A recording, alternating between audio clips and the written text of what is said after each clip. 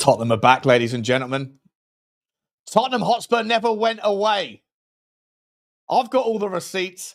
This week alone, I must have received about 400 comments from you lot saying, Sean, stop it. We're not signing anybody, let alone these names you keep dropping. Don't you worry, I'm coming for you. I've got those receipts. I got the comments. How we doing, people? How we doing? Tottenham signed Morgan Gibbs-White on a here we go. A triggering of the release fee. We don't know the details of that yet, but that could mean a serious slice of cash up front. For that release fee to be 60 million, that might be in the range of like 40 million quid cash up front.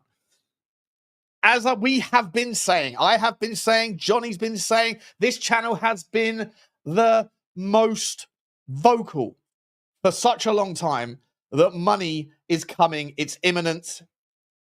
I said it back in December when the shares were being issued, when there was non-disclosures in January. I said, something's happening behind the scenes. Something's happening, whether it be with Staveley, whether it be with USA. We were talking about, do you go west or do you go east? Where do we go? Is it happening? Is it happening? Then Johnny came in March with the Cherrington story. When that story broke, he was going and doing his digging. He was putting two and two together. The entire time, it was entirely obvious that this was imminent. The entire year, I've been calling Matt Law a bozo for trying to make out, for doubling down on his statement that Tottenham have to sell to buy. There's no money. There was always going to be money. Said it this whole year. Tottenham are going to have a record transfer or a new club's highest earner. And we're probably going to get both. Because the news has not only broken that Tottenham Hotspur are about to sign the official here we go. It's already done. The here we go's done. But the medical is scheduled for tomorrow for Morgan Gibbs-White. He's on a plane down tonight. Mohamed Kudus. Kudus was at the stadium today, at the training ground, doing his medical. There's more to come. Rumours, unsubstantiated, but coming out of certain places where they probably know a thing or two, that the detail is that there's £150 million, give or take, of additional investment that's gone into the club, plus a potential massive £300 million sponsorship deal. From the Saudis, apparently. I'm not sure about that one. Other people are saying it's from America. Some people are saying it's Saudi. Is that naming rights? 10-year naming rights deal? Possibly. 30 million a year? It's more than what Daniel Levy wanted, what he was holding out for. The Saudi Aramco Arena, ladies and gentlemen. It's wild. Wild times. Johan Lang keeps everything close to his chest, doesn't he? So just when you thought it was dull, just when you thought it was dead, just when you thought nothing was going to happen, everything changes. Half an hour is a long time to be a Tottenham fan at the moment. I hope you lot are all happy and very healthy doing the things that you love with those that you love to do them with. Guys, smash that like button for me. If you're a happy boy or a happy girl today, hit the subscribe if you haven't already. Drop the notification bell button, the little squeeze, and come come thick and fast into the comment section. Here's the layout of the show. In a couple of minutes, we've got Johnny coming on for half an hour. He wants to come on and have his say. We'll talk about the financial stuff. At 7 o'clock, we've got a panel show that's going to be brought together with Drew Zilla, with Blaine, and with Phil P. And we got some Levy outers on there. There's some Levy in-betweeners on there. We got to figure out what's going on. Is it time to say rat-a-ta-ta, bravo to the tar?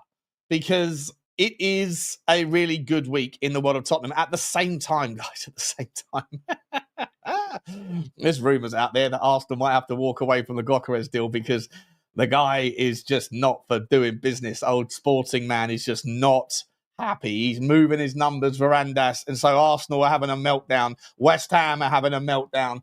Forest fans are having a meltdown. Everyone's saying, I didn't like him anyway. Tottenham mean business, and there's more to come. We're still going to get a 6 or an 8. Now, you have to kind of ask the question, though. if you're going to drop 60 million up front, if that's what it's going to take to get it to trigger. When was the last time we triggered a release fee, by the way? When was the last time that happened? When was the last time that negotiations were just simple? Is Daniel Levy spending other people's money? I promise you, from a guy who has been a personal trader, trading stocks and shares, but also an investment banker, it's far easier to spend other people's money. It's far easier to take a little bit of risk. If it's not your money. If it's not your money. And let me say hello to some people. Johnny's going to be on in a little while, guys. It's a big day. So Lynch is saying, Gibbs-White and Kudus, what's going on? What's going on is Tottenham Hotspur's owner, Daniel Levy, said what he said. Vinay said what they co-signed it. They co-signed it. It looks like the super sticker train has started. We're choo-chooing our way to the top of the Premier League. I'll come back to the chat in a second. The super sticker train has begun, guys. We got Drew Zilla putting in a super sticker. We love to see it. We got Code Shush also putting in a super sticker. Thank you very, very much indeed, guys. Let's see where the super sticker train can take us tonight, shall we? We got Totspur63 member for 22 months. Thank you very much for your loyalty, my man. Really appreciate it. Good evening, Sean. Good evening to you, buddy. Good. It's a good evening. It's a great evening, isn't it? Tonight, people, we say great evening, everybody. Great evening and great night. Axitos is a new member of the show, the channel. Thank you very much, my man. I appreciate you for coming and sticking around here. Let's see what we can get up to in the conversation, shall we? Callum Roche is back in the house. Hi, Callum. I haven't seen you for ages, mate. Vinay roofied the wine. He's definitely done something. Something's going on. It's all gone bonkers. Thanks, Callum. Spurs GC TV. Good to see you, Graham. How you doing, mate? It's all gone a bit bonkers. Cider needed. I've got myself a cider. Well, actually, that one's almost done. So just to let you know, I've got myself a second one as well. Ready to go, boys. We got a long show ahead of us. We got a long time to chew over everything. We're going to go into some minutia. We're going to get some details up. We've got to think about what the money is right now. We're going to got Kota Takai, one for the future. We got Oliver Boast, another one for the future. We got Mathys Tel. We don't know what's happening to Sonny. We got to figure out what happens to Sonny. Whether is he necessary now that we have the money? Or could you make the argument to, like, say, to Bayern Munich, who, by the way, they sold Sane, or they let Sane go, 300 grand a week. They just lost Musiala to a nasty injury. He'll be out for 6 months, possibly for 5-6 months. Broken ankle, that probably longer than that. They're looking at Xavi Simons, who can play in Musiala's role, but maybe they wouldn't mind seeing, life in the old dog. Sonny goes back to Germany, where he's had a major success in the past. Sonny gets to play with Harry Kane, one last dance with Batman and Robin. I think it makes a lot of sense. And if Tottenham are now sort of able to play around with a thing or two, if you know what I mean, then maybe we got to start thinking creatively. And I guess that comes down to the question around someone like Morgan Gibbs-White. Everybody, another super sticker. We got Imperials in the house saying, what does this mean for Maddison? We've got to talk about that.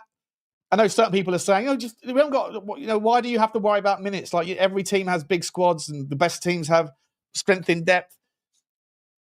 Look, at the end of the day, I think it's going to be very difficult to keep 3 10s happy. Decky's not a right winger. Maybe Decky could play in a sort of, in an 8 a bit more, or even play as in a 2 and a front man if that's what you wanted to go, if you were to have a littler guy next to him. Like, there's variations. And that's actually the core, the path of the course here, guys, is the variations that we have, the options that we have as the squad currently looks. Just think about how difficult it is going to be for opposition teams. Imagine a fully fit squad where you have Sonny and Tel on the left-hand side. Maybe Kudus could be over there, right? Because Kudus can play both sides. What about if you have, on the right-hand side, you've got Odebear, completely different to Kudus, completely different, again, to Johnson. Totally different types of players. At the top end, in the striker role, if Richalison leaves and you go and get a Visser, for example, although Visser apparently is on tonight's Nottingham Forest are looking at him as well. So maybe they're using that money to go and get Visser. Maybe that's sweetened the deal. Who knows, right? But I still think Tottenham are going to be looking for a striker. I really do. I really do. I think the Richarlison might end up going out on loan, or he might just get told, this is you're just not going to be your surplus here, mate. So if you don't want to go, then you can stay, but you're not going to get very many minutes. And what does that look like for your World Cup campaign? We've got Johnny in the house. We'll come back to all the transfer stuff. How you doing, Johnny? Good day, mate. Great afternoon, buddy. Great afternoon. Mate, honestly, you know who you are. You know who you are. You know the ones that be. You know who you are who's been giving me a hard time since the end of March, right? come back and tell me. Come back and tell me how wrong I am. Yeah, I can't wait to hear from you. Can't wait to hear from you. Fucking March, we've been talking about this. Sean and I been talking about this. Oh yeah. Charrington makes all the difference. This one's making all the difference. You know, it's all bullshit. We even had someone today. What's Johnny been drinking? Right. That's that what today. Was that from today's one? I had another one today when I was talking about this isn't the end of it. You know, I said there's inward investment coming, and why would anyone? Well, where is it then? People saying, well, who in their right mind would declare inward investment before they've actually tied up deals? Who would do that in their right mind? Correct. No. And I don't even think we haven't even really started yet, because let's be honest, we haven't sold anyone yet. Maybe rumours of but before we go any further, let me just quickly get the super sticker train is up and running. The chewing is insane already, guys. Love it to see it. Just quickly, Blaine has come in as well saying, few links, Shawnee, Johnson and Gibbs-White reunited. Love to see that. Additionally, Gibbs-White and Solanke are absolute doppelgangers. Yeah. Levy ain't your waddy. He's my chairman. He's my chairman.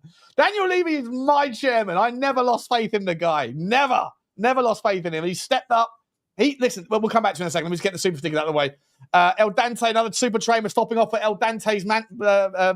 El Dante's, they do look, don't they? Fucking hell. I posted that today. Go and have a look on my feed. If you're on Instagram and on Twitter, give it a like, give it a share.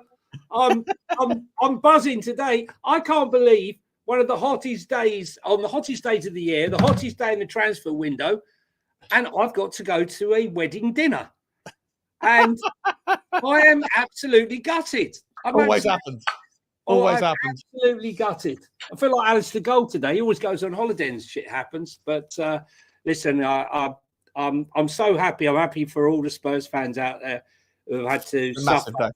You know, I want to come back to just give me 2 seconds to get these. The super sticker train is on full board. Everybody on board it. We're going to the top of the league. Mark's coming with one as well. Thank you, Mark.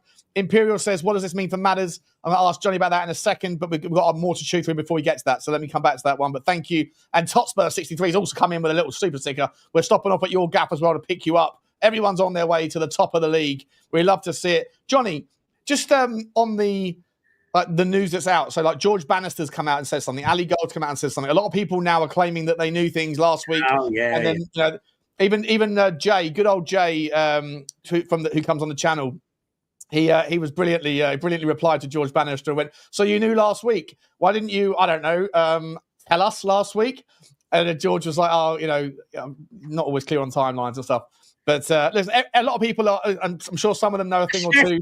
Has Chef Supreme not declared it? He must have declared it about a month. I'll tell you someone who has taken the credit for it. Change for Tottenham. Oh, have they? Change for Tottenham are saying, this is what we've been asking for. This is what we've been marching for. Thank you, everybody. Right, let's it's so fucking embarrassing. Embarrassing. Hang on, the march is over. And I'm arranging for Daniel to be carried down Tottenham High Street in a sedan chair, right? And we're going to march him down. Hell. Mate, I've got to be honest, though, mate. Like you and I have been talking about this for fucking months, calling out, saying no disrespect to Matt Law, no disrespect to anyone that gets things wrong, because we all get things wrong. Matt Law, what did we say? Matt Law was talking shit since January, and he's doubled down, and the whole time you and I were saying, sorry, just not true. It can't be true. You know more than Matt Law, do you? You know more than Matt Law. I said, yeah, I believe I do. Personally, he's got a grudge against Tottenham anyway. Matt Law, bitter and twisted. Yeah. I listen. I'm so happy.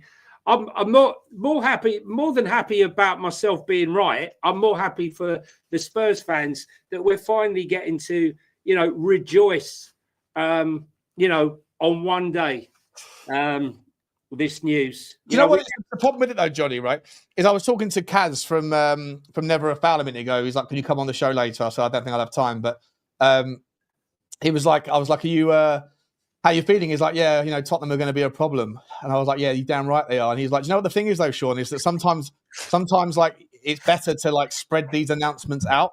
because every time you get one hit of dopamine, you're like moved. Like we've moved on from Kudus, right? Now, like Kudus, who that was yesterday. Now we've got Gibbs-White. Tomorrow we're going to be waking up going, who's next? Who's next? Vissa. Well, apparently Vissa might be going to Nottingham Forest tonight. Is the latest news out of some of the leaks.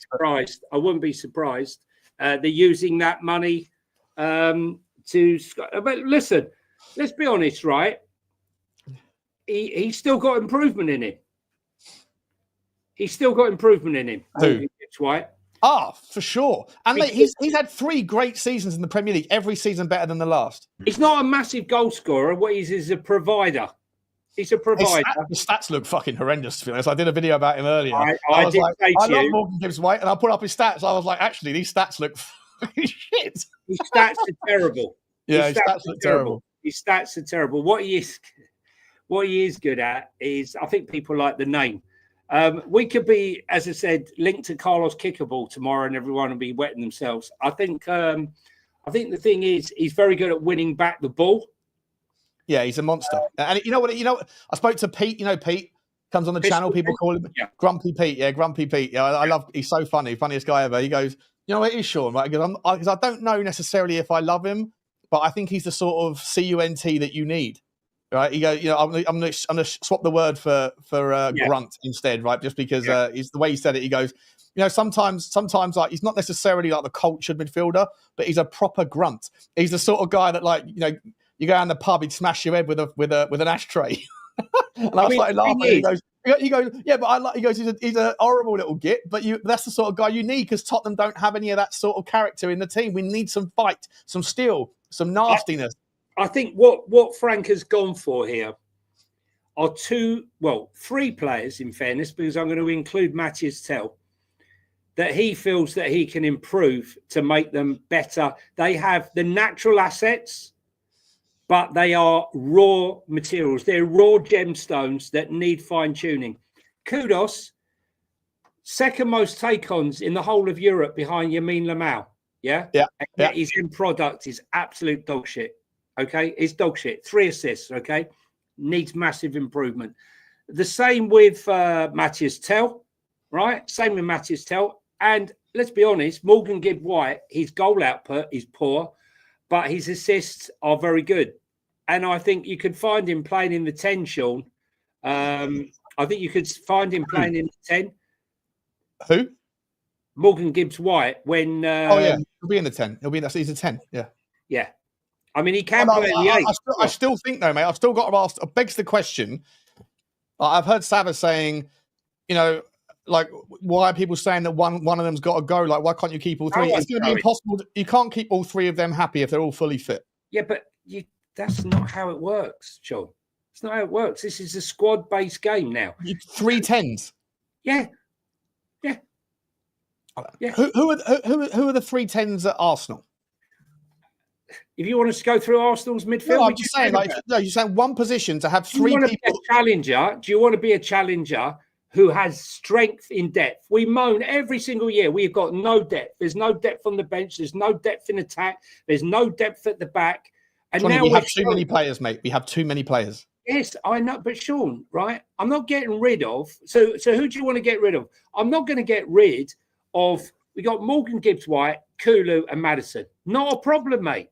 Not a problem. That's a strength. It's not a weakness. It's a strength. And yes, there'll be wingers that will probably go. But I do think that Brennan Johnson will end up playing as a second striker alongside, what's his name? And he'll link up with Solanke, and he'll end up playing again with Morgan Gibbs-White. They already got an understanding in their game. There's a logic to the 2 of them linking up again. All I'm saying is there's not a single team out there that have 3 players that all demand and can command first-team football that are all fighting over one position like a 10, where they're not really useful in other positions. Well, I don't think Gibbs-White... Arsenal have got Super Mendy. Right? Mendy's not a 10. Well, who's going to play in the double pivot? That's not a 10. Zubimendi and Marino or Declan Rice will be and Norgard will be fighting out for those 2 spots. So 2 players and 2 behind it. And what about Odegaard? Yeah, he'll play in the 10. Right. Okay. And what about Eze? Yes, what I'm saying. He'll play in the 10. There's two positions. two positions is two people for one position is fine. But Three you're is too looking much. at it too one-dimensionally because these players have been signed from the fact that they have multifaceted, and can play in different positions. You're looking at it as a 3-10s. I'm looking at a player that can play right, can play the middle. Maddison is more singularly defined as a 10. Yeah. Right? Morgan Gibbs-White it can play in different positions. You look at his stats, look at his numbers. I think Morgan Gibbs-White for me is someone that could probably play as an 8. I don't see him as a right winger. Yeah, but I said he was playing as an 8. But the one thing I tried to explain to someone before when I was having this conversation with him, when I've watched Thomas Frank when he played when he was at Brentford in the Championship in the early days in the Prem, I used to watch him and think, oh, I know how they're going to play today, and I go and watch the game, and they completely changed it up, changed it, and then in game they're changed again, right? Because it wasn't working. And what I'm saying to you is when you have players like Morgan Gibbs-White, like Kudos, and like some of the other players that we've got, it means that you can shuffle your tactics. That's why he's gone for these players, because he's a manager, Thomas Frank, that likes to change shit up during the game. Oh, no, 100%. And if Mate, let's just spend a couple of seconds thinking about the various connotations here, right? Let's just say no one leaves, everyone's fit as we've got it. The squad is what it is at the top end of the pitch. How many different sorts of players do you want? There is so much unique specificity in those combinations now. Like, especially if Wissa was to come in and because I think Richalison and Solanke are fairly similar in their strengths. Maybe not so much in their weaknesses, but fairly similar in terms of like the aerial, the strength, the kind of the shithousery, whatever. But if you were to have like a different type of 9 in like a Wissa and Solanke, on the left, you've got potentially a Kudus that could play out there, potentially a Tel, Sonny, Kudus. On the right, you've got Odebear, who's entirely different to Kudus, who's entirely different to Johnson, entirely different. And in the 10, you've got 3 10s that couldn't be more different in Gibbs-White, Maddison, and Decky.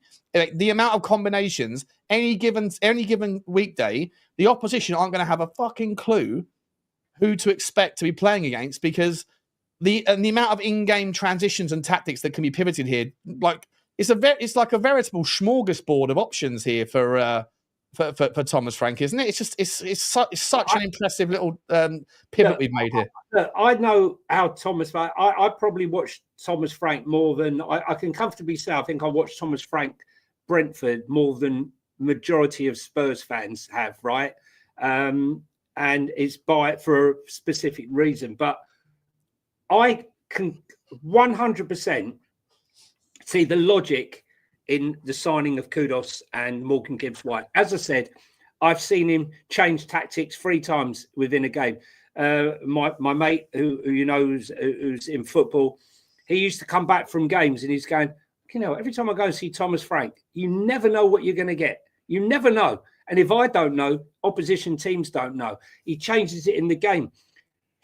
When he's had injuries, right, really bad injuries, when he's lost Tony and he lost Mbuemo and this one, all injured, what he did, he changed it up and changed the system up. Yes, it took 3 or 4 games before they got used to it, but it's about survival. This isn't about survival.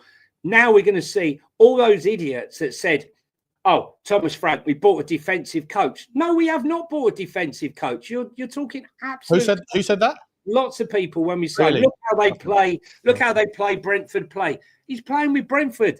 If you listen to him, he's I don't think Brentford play that defensively anyway. No, it's an illusion, mate. It's an illusion. He wants to play attacking football. And now the options are fantastic.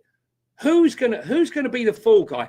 I don't believe here we go. That's the question I got for you here. Josh Brooklyn's also making his suggestions. He's saying Solomon, Bissouma, and Richie, and reluctantly Sonny. That's 4. We probably do need to lose 4 players, mate. Listen, somebody will go and players will go. What I'm saying to you, though, this notion that, we got starting. Who's going to start? It's a squad game. I don't see Manchester City players bitching. When you look at how many midfielders they've got, you look at their bench, it's insane. I look at their first 11, insane. I look at their bench. I look at the ones that don't even start on the bench. And don't forget, in the Champions League, 9 subs? Is it 9? Yeah, what I would say, just two things. I'm not talking about Maddison and Decky are not going this summer. They're both injured, right? There's no chance. And Decky's not around anyway until probably January or December or whatever. And Maddison's going to miss until September or something. So for the largest point of my point is not so much about immediately, because it's not going to be an issue. And there are always injuries, so it's not a problem anyway. But what I would say is that next summer, I still would expect one of Decky or Maddison to possibly be moved on, which is okay, by the way. It's okay to talk about players moving on that are at the top end. Everyone else does it, right? Liverpool, very happy to sell their best players when the money's right, when the timing's right. City do the same. It only seems to be Tottenham and a couple of others that struggle with it. A couple of super chats, Johnny, and then I want to spend the next 10 minutes with you chewing over the financials of the Saudi deal and what that might look like alongside the investment, because there's rumours out that there's £150 million of investment from the Lewis Fund, and also a £300 million, allegedly £300 million monster sponsorship deal. So if that is coming from Saudi, like I've seen, or somewhere else, some people are saying West America, others are saying Middle East on Twitter, then what does that look like? Is that naming rights, etc.? We'll talk about it in a second. Just quickly, got a couple more. I think Tot Spurs has joined the super train. Thank you very much, mate. Mr. Pox Office is saying, Shawnee, I love you, man. What a day it's been. Come on, you Spurs. It's been a fantastic week, mate. It's been a fantastic week. Thank you, Mr. Pox. I love you too, buddy. I hope those chicken pox are getting a little bit less itchy. Dean Laws joined the train. We're going to stop off at your law houses, mate, your law offices. Thank you very much. Appreciate you so much. Totspur 63. Here's one. I love you, Totspur 63. Feel free to call me out, Sean. 3 days ago, I dropped the comment that all these links were BS. You mate, your comment at least was, I remember it. Your comment was at least respectful. Some of the others that get flagged in the filtering, so you don't necessarily see them below the video. I've been called all sorts this week, and all sorts for a long time regarding some of these takes that I do. And like I say, all I ever do is just put the stories out there that other people create and then talk about them, put my own salt and pepper on it. But thank you very much, Tot Spurs. Appreciate it. I'm not calling you out, buddy, because it's all a bit of fun anyway. I said keep the momentum, says Danny. Never imagined it would be today. You love to see it, Danny. You absolutely do, mate. And look, for me, though, I'll be entirely honest, as much as I love Morgan Gibbs-White, it's not a priority. It wasn't a priority position for me. I want to see where we go next with this one. Let me just quickly move down. But thank you very much. Dean Livesley as well has come in. Thank you, buddy. Holy F, lads. I just woke up to this news. The KTs are on me. Appreciate you, Dean. Thank you very much indeed, my man. And listen, I'm going to the Reading game with Johnny next Saturday for the friendly. So I'll make sure I buy him lunch or something because he's a big part of the show. Thank you very much for super much, Johnny. Let's talk about this investment, mate. What do you think the makeup of it is? 300 million allegedly, according I don't know, but that's 300 million pound in the form of a sponsorship. The way they come out now, you know what, Sean? They piss me off, mate. Right? Where were they? Right in March when I was going on about Charrington. Fucking hell, we don't care about Charrington. Stop going on about it. I mean, like, he's not even properly on the board, right? What does it matter? What is it? And, you know, I've listened to this crap for such a long time. And then I started getting all excited when Vinny turned up. And I thought, another piece of the jigsaw, private equity, private bank, head of Citibank. It's all going on. They're dressing the board because they need credibility for inward investment. Where were all these jokers then? Now, suddenly today, we've signed 2 players and now they're coming out the woodwork. We got 300 million to spend. We got 150 million pounds to spend. I mean, we knew about it 2 weeks ago. Yeah, right. Okay. Yeah. We knew about it 2 weeks ago. Absolute bollocks, right? We were talking about it in March. And Matt Law, when Matt Law was on 7 months ago, I think we generally started talking about this, mate, back in December. Correct. Both of us, right? And then obviously the Charrington news, you jumped onto it. I was late on that one. I wasn't paying attention to the Charrington news, but it was obvious from that share issue that something was going on all the way back in December. And obviously Charrington coming in, I think it's like the cherry on top of that logic, if that makes sense. Charrington and Vinay with his private equity background. And the thing is, you do not dress a board up for no reason. Okay? Yeah. You just don't. And, you know, there was a reason why people were moving around. The money's there, the investment's already there for the medical centre, right? And that's been looked at again. I think tomorrow there's stuff going on with that. This is all like How much of that 300 million quid? Because they've already taken out 90 million quid of the last 3 years out of the club to buy property and things around the stadium, right? That's what Connor brought to our attention. Hotel. Yeah, how much of that 300 million quid, if it's true, how much of that sponsorship is going to be for the hotel? How much is the hotel going to cost? Do you know? I don't know anything about property investment, so I don't own any property. So, like, the hotel will take up a large proportion of that, mate. But maybe it will be known as the Qatar. How long does it take to build a hotel? Do you know? Well, I think they've got to get it done pretty sharp, because I think part of the acceptance of Spurs being part of the 2028 European Championships is we had to have a hotel. So for me, I would think that a hotel is part of it, but there could be a situation whereby the Qataris, if it is Qatar, we have mentioned Qatar many times. I have said that I can imagine that QSI or QIA, there isn't much money running PSG. I know they've had a lot of success, but the truth of the matter is there's no money in French football. There isn't any, right? There's a lot more money in Premier League football. Anyway, my point here is that there could be a situation where if they are investing into the company or into ENIC per se, they might fund a loan facility to acquire more shares to build the hotel, and that a lot of that money will go to pay off the 200 million or 150 million of the 200 million we got in back of what we owe in transfer fees, historical transfer fees. Yeah, our FFP and PSR is such that we could spend. This is the most exciting bit, Johnny. Yeah, I know. We've got investment. Talking about we got wiggle room as well, bro. 250 million. And let me tell you, not only we got that, but now we're talking about 30 non-football events. We're also talking about the bonuses we got from winning the Europa League from our sponsors. We got the bonuses for qualifying for the Champions League from all our sponsors. Plus, we're going into the Champions League, and the money that we're going to get, which has not been this since 2019, is absolutely huge. Absolutely huge. I feel like we're that guy or that girl that disappeared for 6 months. Like she went away as like a 6 out of 10, and no one's seen her. Have you seen Sarah? No, I haven't seen her for ages. I haven't heard from her. And apparently she's going to be out tonight. Apparently she's coming down to the bar. Really, that'd be nice to see her. And then she walks in with her fucking tits done, and she's got lips done, and she's lost a load of weight. She's got a nice tan. She's been out in Dubai for the holidays, and she's gone from a 6 to a 9. Do you think that have we got space for more? Well, and also, but when do we need? Are we going to be just bringing players in, and then at the end of the window, it's going to be the outgoings, or do you think there's going to be a little period of like settling down now? A little period of like we've had quite a lot of slices of the pizza. Now let's let it digest. Look, yes, listen. I'm not going to complain if we get rid of players. We sell 25 million here. We've got 17 million for Højbjerg. We haven't laid out any money per se for for Mathys Tel, because that was money owed to us by Bayern Munich for that deal.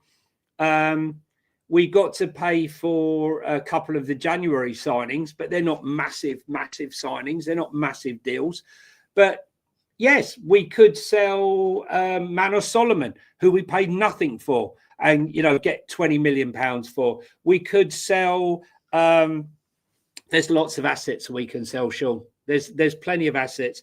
Bissouma, 20 million. Maybe Bissouma will down tools and refuse to go. We don't know that, but leave him out of the squad, mate. We don't care about the money no more. We're loaded, bro. We don't know. We don't know right now as it stands. We don't know right now as it stands whether Sonny will fulfill his part of the deal to play in Asia and then leave. We don't know. I mean, he's apparently, according to all these reports, that he's turned down LA, he's turned down Saudi, he's not interested, he wants one last crack.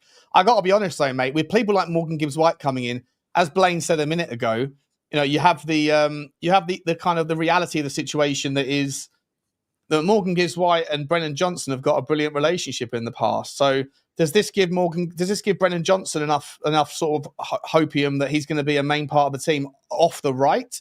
And if so, does Kudus get shoehorned out to the left? Even though he was unhappy that he didn't get, he scored his best goals to game ratio was playing out on the left-hand side. I know, which is, and that's the place he was moaning about where he was playing. No, I can see, look, going back 3 years, and when I was watching Brentford, and I was going on about Brian Mbeumo, and I thought he was great. I liked Spurs to sign him. And, he said, yeah, but, one day he'll be a £70 million player, 60, £70 million player. If only he could get his shooting right. He snatches at balls. He's not calm in front of goal. And Thomas Frank has worked and worked and worked on him, and he's honed him into a machine. He's done the same with Visser. Visser scoring 19 non-penalty goals, only behind Mo Salah. And I think he's going to do exactly the same with Kudus and with, what's his name? With Kudus and Mathys Tel. I mean, look at his output. Kudus, he's only behind Yamin Lamau, and he's got 3 assists. 3 assists. How you doing, Drew? Hello, mate. How's it going, boys? Good day to be a Tottenham fan, Drew. I don't know what the hell's going on. I do not know what the hell's going on. And with Johnny's pronunciations, it's like we've signed 12 players, not 6. I don't know what the fuck hell's going on. Luckily, it's Morgan Gibbs-White, something nice and easy for me, right? Do you know what? Honestly, I thought you said Gordon Gibbs-White earlier. I was in bits in my kitchen. No. Morgan Gibbs-White. Johnny, are you hanging around, mate, or have you got to go have dinner? Listen, I'm going to have to go. I'm absolutely gutted. If you're around, guys, if you're on Twitter, on your phone, don't leave this show. If you're on your Twitter or on your Instagram, pop along to Talking Tottenham and Johnny H3232. Give us a follow. Give us a share some of those lookalikes. And Sean, Drew, have a great show. I'm absolutely gutted. I've got to go to my son's wedding dinner. I mean, I can't. Enjoy yourself. Rather be here, innit? Rather be here. I really am. I want to go live. I might come live from the dinner. Listen, guys, and everyone in the chat. Come on, you Spurs. See you, Johnny. See you, mate. Take care, buddy. Take care, Blaine. See you later, bud. See you, Johnny. Hi, Blaine. How you doing, buddy? How's it going? Mate, it's fucking good. Well, I'm good, mate. It's good day. Good day to be a Tottenham fan. I'm speechless. Don't be speechless, mate. You just joined the panel show. Mate, it makes for great content. We're all just sitting here. We're all just sitting in shock. Brilliant. Sensational stuff. Where do we start? Joe, I'll start with you, mate. Look, I mean, there's so much news to get in. So, like, we've got Kudus. Since the last time I had you guys on, obviously, nothing. Then suddenly it was Kudus. That was done in about a matter of basically hours. And then the next day, Vista's on. And then there's a bit of an update on that one I'm going to bring to your attention. Also, for what it's worth, apparently Leverkusen have made a move for Johan Bakayoko. Johan Bakayoko was probably Nottingham Forest's choice to replace Elanga. So that's going to be interesting what happens there. But Vista apparently is Nottingham Forest's choice now, but Tottenham might still be in for that one. I still think Tottenham need a new forward, by the way. If we really mean business and we really have money, then Tottenham need a new forward. Let's start, though. We'll come back to what's next. Let's start with what we have. Drew, what's more exciting for you, Kudus or Gibbs-White? I think probably since last night, I had a word. I was listening to the boys over at Irish Hotspur because they went live yesterday and they were asking what people thought. Honestly, my initial thought on Kudus was that I was a little bit underwhelmed because I really, really wanted Mbeumo. And I genuinely think he's a little bit of a better fit. Having said that, having gone back and sort of looked over, because I'm not going to actively sit here and watch West Ham play football. Like, it's just not something that I want to do. So I've had to go and do a little bit of homework. And yeah, I've kind of changed. I've very much changed my mind. He looks like a very, very exciting player. I think Morgan Gibbs-White, I think, is sensible. I think it helps very much in the number 10 because with the injuries that we've had to Maddison and the injury to Kulu, you don't quite know how he's going to come back. So I think that's sensible. I think he can do a job in the 8 and the 10. So I don't know. I'm happy in equal measure with both, just because it's just nice to see us finally doing something. But that being said, I have to keep myself in check because I wasn't going crazy last week not signing anybody. I'm trying my best not to go too crazy now because I still think there's a lot of work to do. But I'm just itching for the first game because it's like you said earlier, how he's going to be able to sort of work these players. I mean, if we're able to get just such a nice balance of the front three, we could do 2 10s and a 6. You can do a 6 and 2 8s and have a couple of wingers and crazy. Oh, just everything. He plays with 2 forwards, so we're going to see a little enlarged show at some point, I'm sure, as well. Like, I think Johnson's going to come in and play inside forward, and you're going to have Kudus maybe overlapping. Kudus can come in and play 10. It's just, mate, I can't remember this time. I can't remember the last time I've been this excited by wanting the season to start. It's going to be nuts. Before I come to you, Blaine, let me just quickly shout out James from Spurs Related. Big up to you, my man. Everyone go over to Spurs Related and subscribe to his great channel. Appreciate you, James. Become a new member, mate. Thank you very much for your support, buddy. Love you, Pete. Love you, buddy. Get you on the channel real soon. And I'll just send you a text. I'll give you a text later on, mate, when I get off, buddy. Dean Lights has come back in. Melbourne to Hong Kong. Seoul flights are getting booked today, lads. Get on the Bodo Glimp train. Listen, that train's going to have to go some way to be able to make it across halfway across the world. But mate, yeah, listen, I'd love to be in Seoul, but apparently all the tickets were sold out. They were all gone within minutes. No surprise, obviously. With and the same with the games in. Is there a game in Hong Kong? I think as well. It was sold out in minutes. So it'd be a long way to fly just to get disappointed, But right, yeah, good luck to you, mate. I hope you enjoy yourself. It's much closer for you than it is for us. Thank you very much for the super chat, Blaine. What you saying, mate? Look, Tottenham Kudus or Tottenham Morgan Gibbs-White? Where's your stronger vibes from? Oh, look at him. Oh, he's stealing the show. Look at him. Where is he?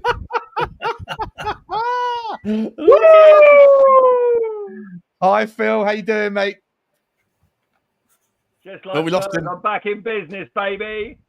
You look like you've been having a fucking good look at that good-looking bloke, isn't he? Blaine, I'll get your answer, and I'll come to Phil in a minute. What's your take, buddy? What's your take? I was just going to ask Phil, are you in Lubo's room out in Portugal with him? Is that why he's been so happy? But like for me, on tour stays on tour. Blaine, look, for me, I can't differentiate between the pair of them because both automatically strengthen our starting 11, right? You've got to acknowledge that going forward as a unit now, we have strength and depth. And as Drew has said and you said, I cannot wait to see what sort of system we play because you can set up 3 or 4 different ways against 3 or 4 different teams, even in the same bloody game. It's exciting, guys. And I genuinely don't think we're going to stop here. I mean, there's links to Wharton, there's links to Vlahovic, there's links to who knows. Is there links to Adam? I haven't not seen these Adam Wharton links. Everyone keeps putting it in the comments. Is there Adam Wharton links tonight as well? There is, but it was Adam Wharton and Belieber as well, which I think, and everyone's going on, Monster 6. I think Belieber's another 8, so I don't know about that, but I'd be all over Wharton like a rash. Imagine what we go. Where is the final? Where's the Champions League final this year, Phil? Have you put your tickets yet, buddy? No, mate. Unlike you, I just wait to see how things progress. Do you know what I mean? Don't speak too early, Shawnee. You know what I mean? Don't worry about me peeking too soon, mate. Yeah. Don't worry about that. Not a problem. Right. How are you feeling about this one, Phil? Are you I mean, again, Kudus. Are we forget is Kudus yesterday's guy? Because today we've got someone else, or is Kudus still the? To me, I'm more excited about Kudus. I think, to be honest, I think Kudus is going to be absolute disgustingly successful at Tottenham Hotspur. It's going to be brilliant. You know what? It's one of those where, you know, when it's kicking off, like if, you know, hopefully in a good way at a party or in a social environment or in a fight. You know, sometimes when it's multiple hot spots, you don't know where to look. Oh, that's happening. Oh no, that's happening. And you know, a bit like your hotel room after dark, Sean. You don't know what's going on. You don't know who's going to attack from what front first. And it's a bit like that. I mean, personally, I think they're just both great. I think, you know, they're young, they're aggressive, they've got attitude about them, but, you know, moreover, they're just really good technical footballers. And yeah, really excited. I've got to give a shout out to Daigle, because Brian Daigle always wanted Frank, and he always wanted Morgan Gibbs-White. So there's only one more thing on his bucket list, and that's a certain chairman who belongs to a certain host of the show tonight. So I'm sure we'll mention Mr. Levy at some point. Oh, he's coming up next. Phil, just quickly, mate, have you got like a better microphone, mate? I can barely hear you, buddy. You're really quiet and it's very muted. It's like you've got a microphone down your pants or something. Let me see if I can switch on the good mic, mate. I'll do what I can for you, Sean. Let me see. Thank you, buddy. I appreciate that. I do want to ask you guys about this one, yeah, because look, Brian Daigle's someone that's been a vociferous Levy outer. Hell of a lot of Levy outers in the online community. I think that it's the overwhelming majority of people that are in the online space are Levy outers. As Daniel Levy, well, first and foremost, wasn't it like it was always obvious to me that he might be a little bit on the spectrum? He might be a little bit kind of, you know, sometimes puts his foot in his mouth or whatever. But when you've got a co-signing from Vinay on his day one, his first visible act as chairman, as CEO, rather, to co-sign a video that gets released at the start of a window that says our ambitions are to win the league and to win the Champions League, he'd be making the biggest donut out of himself, Vinay would, and Levy would surely have that. It wasn't like that was live recording. It was a recorded thing. They would have had a chance to review it, to edit it, to consider what the language was, blah, blah, blah, blah. Surely that, to me, when everything else we've already spoken about before you guys came on with regards to the NDAs, the weird share issues in December, Charrington, Vinay, like yada, yada, yada. It was always obvious to me that there was going to be some investment that was coming soon. And the fact that Daniel Levy said what he said, do we give him some credit thus far this window for him to put together two worldies that, by the way, we haven't had to fight anybody for because we've gone about it in a quiet fashion? I'll start with you on this one, Drew. Just start with you, Drew, yeah.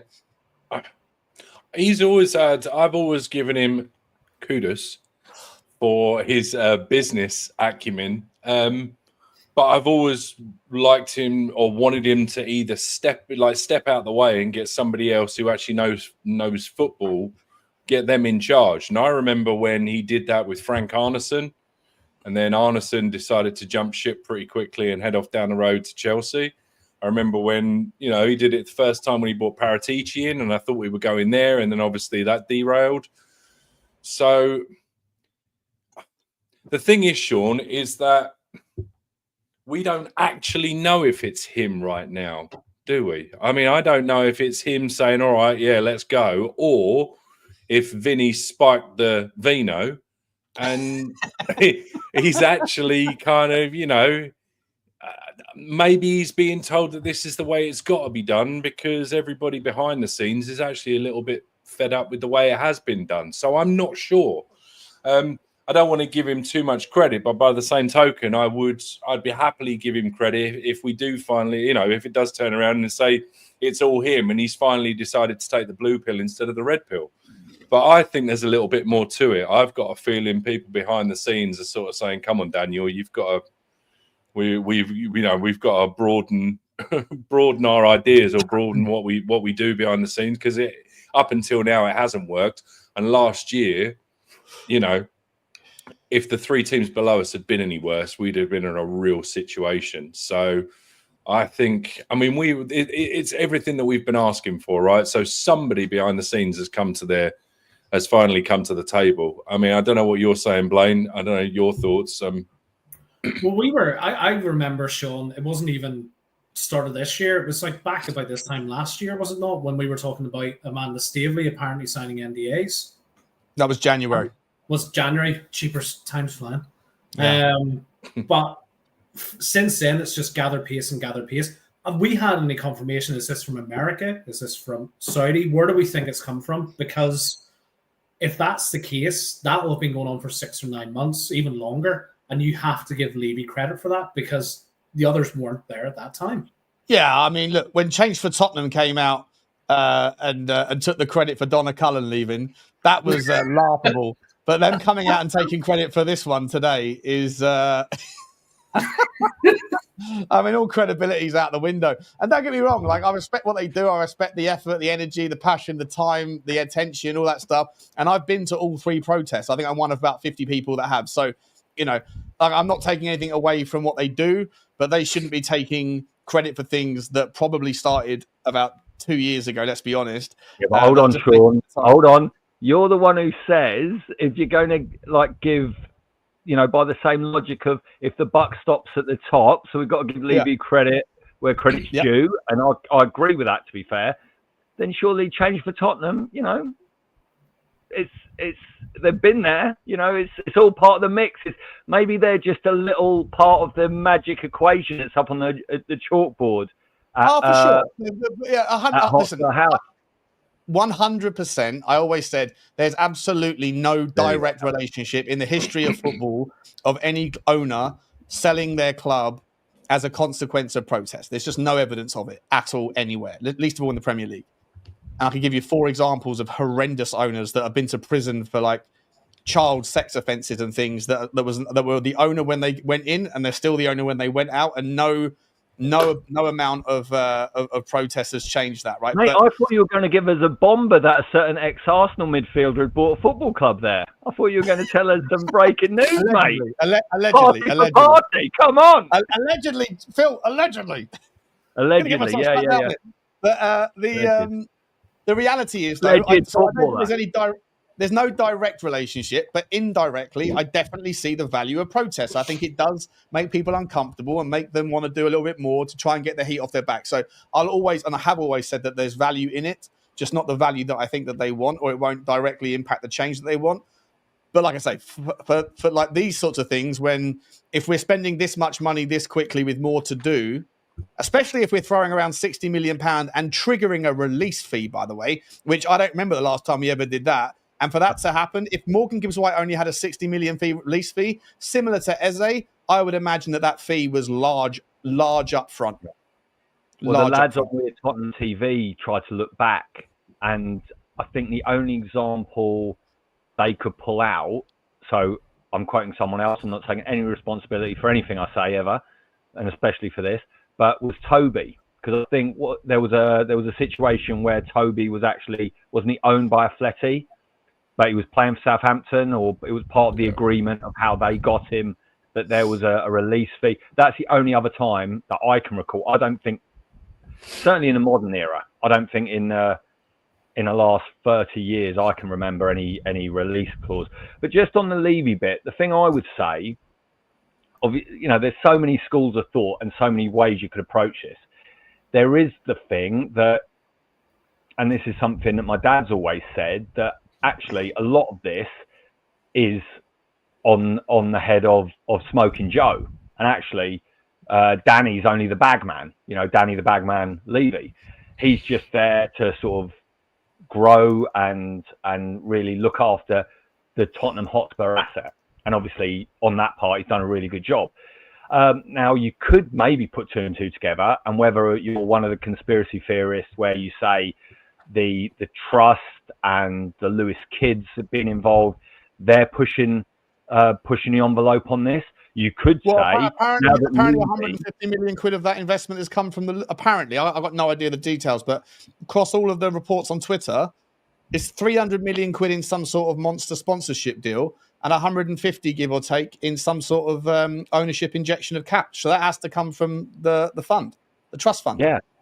So look, there's that element of it. Obviously, my personal favourite would just be the sort of the Roy Keane. It's your job. Well done. You've done your job. You're the chairman of a football club. You've gone out and signed good players. Whoop-de-doo, Basil. Thumbs up. But actually, I don't think you'd have to be a very cold-hearted Spurs fan not to look at what's happened in the last 24 hours and be anything other than very positive about it. And in exactly the same way as, really, you've got to give Levy credit, I think, for the cup win. And the thing I would say about that, if we want to wind the clock back, just the odd 50 days to that fantastic night, whatever it is, 40 days, ultimately, Levy was very un-Levy-like then, because in any other version of Levy in the last 25 years, with the protests, with performances on the pitch, with everything else going on around the club, Ange would have not been in situ. Now, you could say maybe, and Sean, this might go along the lines of some of the things you've said on the channel, maybe Ange is a really great salesman. So maybe he was able to approach it in a way where he broke down exactly what he was doing and exactly why we're in the situation we were in, and said, look, we've still got a great chance for us to tick 2 major boxes off the KPIs here, trophy and Champions League qualification. Do not jeopardise this by getting someone else in. My fear with that was we would have stood maybe a better chance if at some stage he had replaced Ange with someone else. But full credit to Ange as well. He said he'd do it and he did it. So you can't fault that. So look, Levy, whether it's Levy, whether it's Vinay, whoever it is, whether it's Lange and he's scouting, whether it's Frank, you can't discount the fact that Frank might have come in and said, I want to get these players in. But look, one thing I think it's always worth remembering, the original Spurs, or maybe not original, but certainly in Martin Jol era, we were going out and buying the best young British talent and bringing them in, the likes of Genius, the likes of Lennon, right, all the way through getting Walker and Danny Rose, obviously when they were a lot younger. It was, and one of my biggest criticisms of Levy was when we switched off the conveyor belt for those 517 days, that jammed up the works in all sorts of ways that I've only become apparent really in the last 6 years. So, but look, we've all got to take responsibility, and we're all, I think sometimes, as much I actually think protesting and criticising does help turn up the accountability on the club, I think you've also got to give credit where credit's due. And ultimately, we've got 2 good players through the door. I'd love if some of these other rumours are true and this isn't the end. But, let's not be greedy. Let's drink a cider tonight. Sean, I don't know if you're still on the wagon, but let's enjoy ourselves. We're all here. And is the Pope Catholic, mate? What are we doing? Is Levy a tight ass? What are we doing? Well, I haven't really done my due diligence on the late pontiff, Sean, so I can't say with complete assuredness. But yeah, normally it's allegedly. We'll find out. The Epstein went missing. Cheers to you, mate. Cheers, buddy.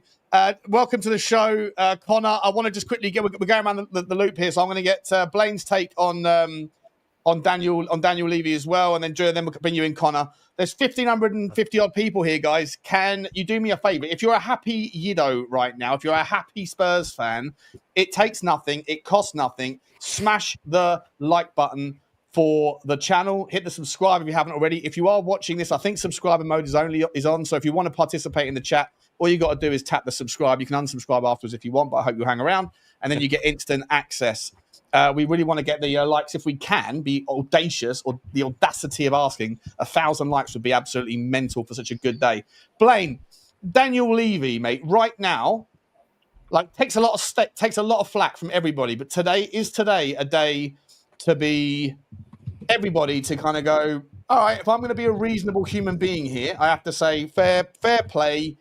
You said something, and thus far you backed it up a little bit. We'll see what happens with the rest of the window. But today is a good day and not a day for anything other than a fair play award. Is that fair or reasonable? I think that's fair, Sean. Without risking sounding like I'm a flip-flop, right? I'm going to remain consistent. I've always said I've been on the fence when it comes to Levy. I love what he does off the pitch. He needs to step away from on the pitch. In this case, I think he's starting to step away, because if he has gone and engineered us 450 million of investment being pumped in, a new sponsor. By the way, I want to get Connor's take on this, because it'll be interesting to see where the sponsorship goes. Is it to replace AIA, which is ending next year? Is that a new shirt sponsor? Where's it going?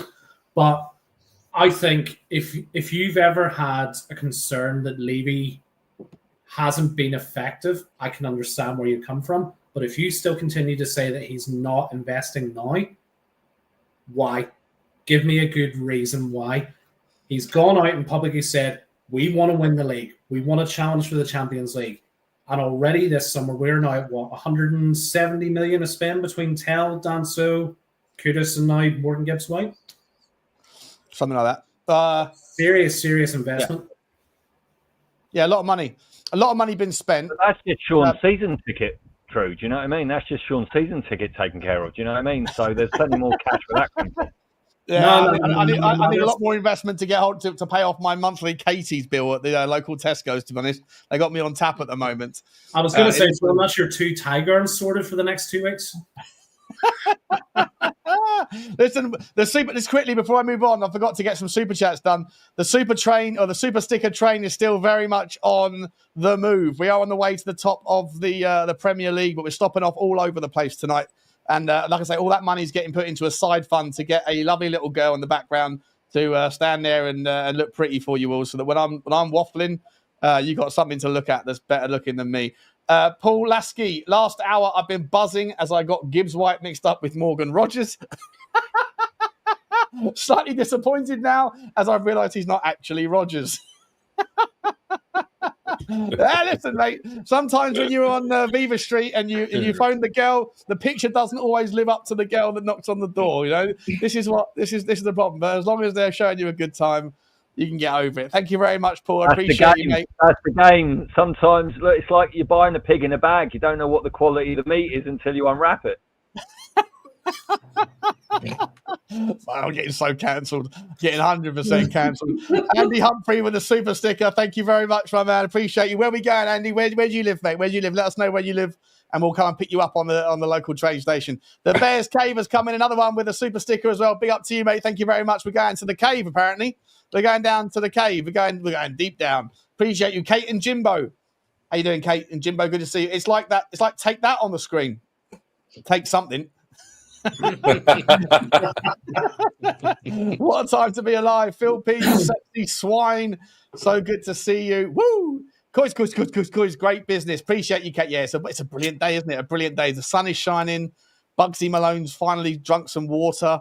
And we're all happy. We're all happy. Thank you very much, Kate. Hayden Adams has become a new YouTube member of the channel. I really appreciate you, Hayden. Thank you very much indeed. Looking forward to getting to know you over the coming days and weeks and months. And Mark Berry's come in with a super sticker as well, or not super chat, but didn't say anything. But we'll call that a super train. We'll come and pick you up as well, mate. Thank you very much indeed. Let's carry on with the Levy. Actually, there's another one just coming, just super quick whilst I'm here.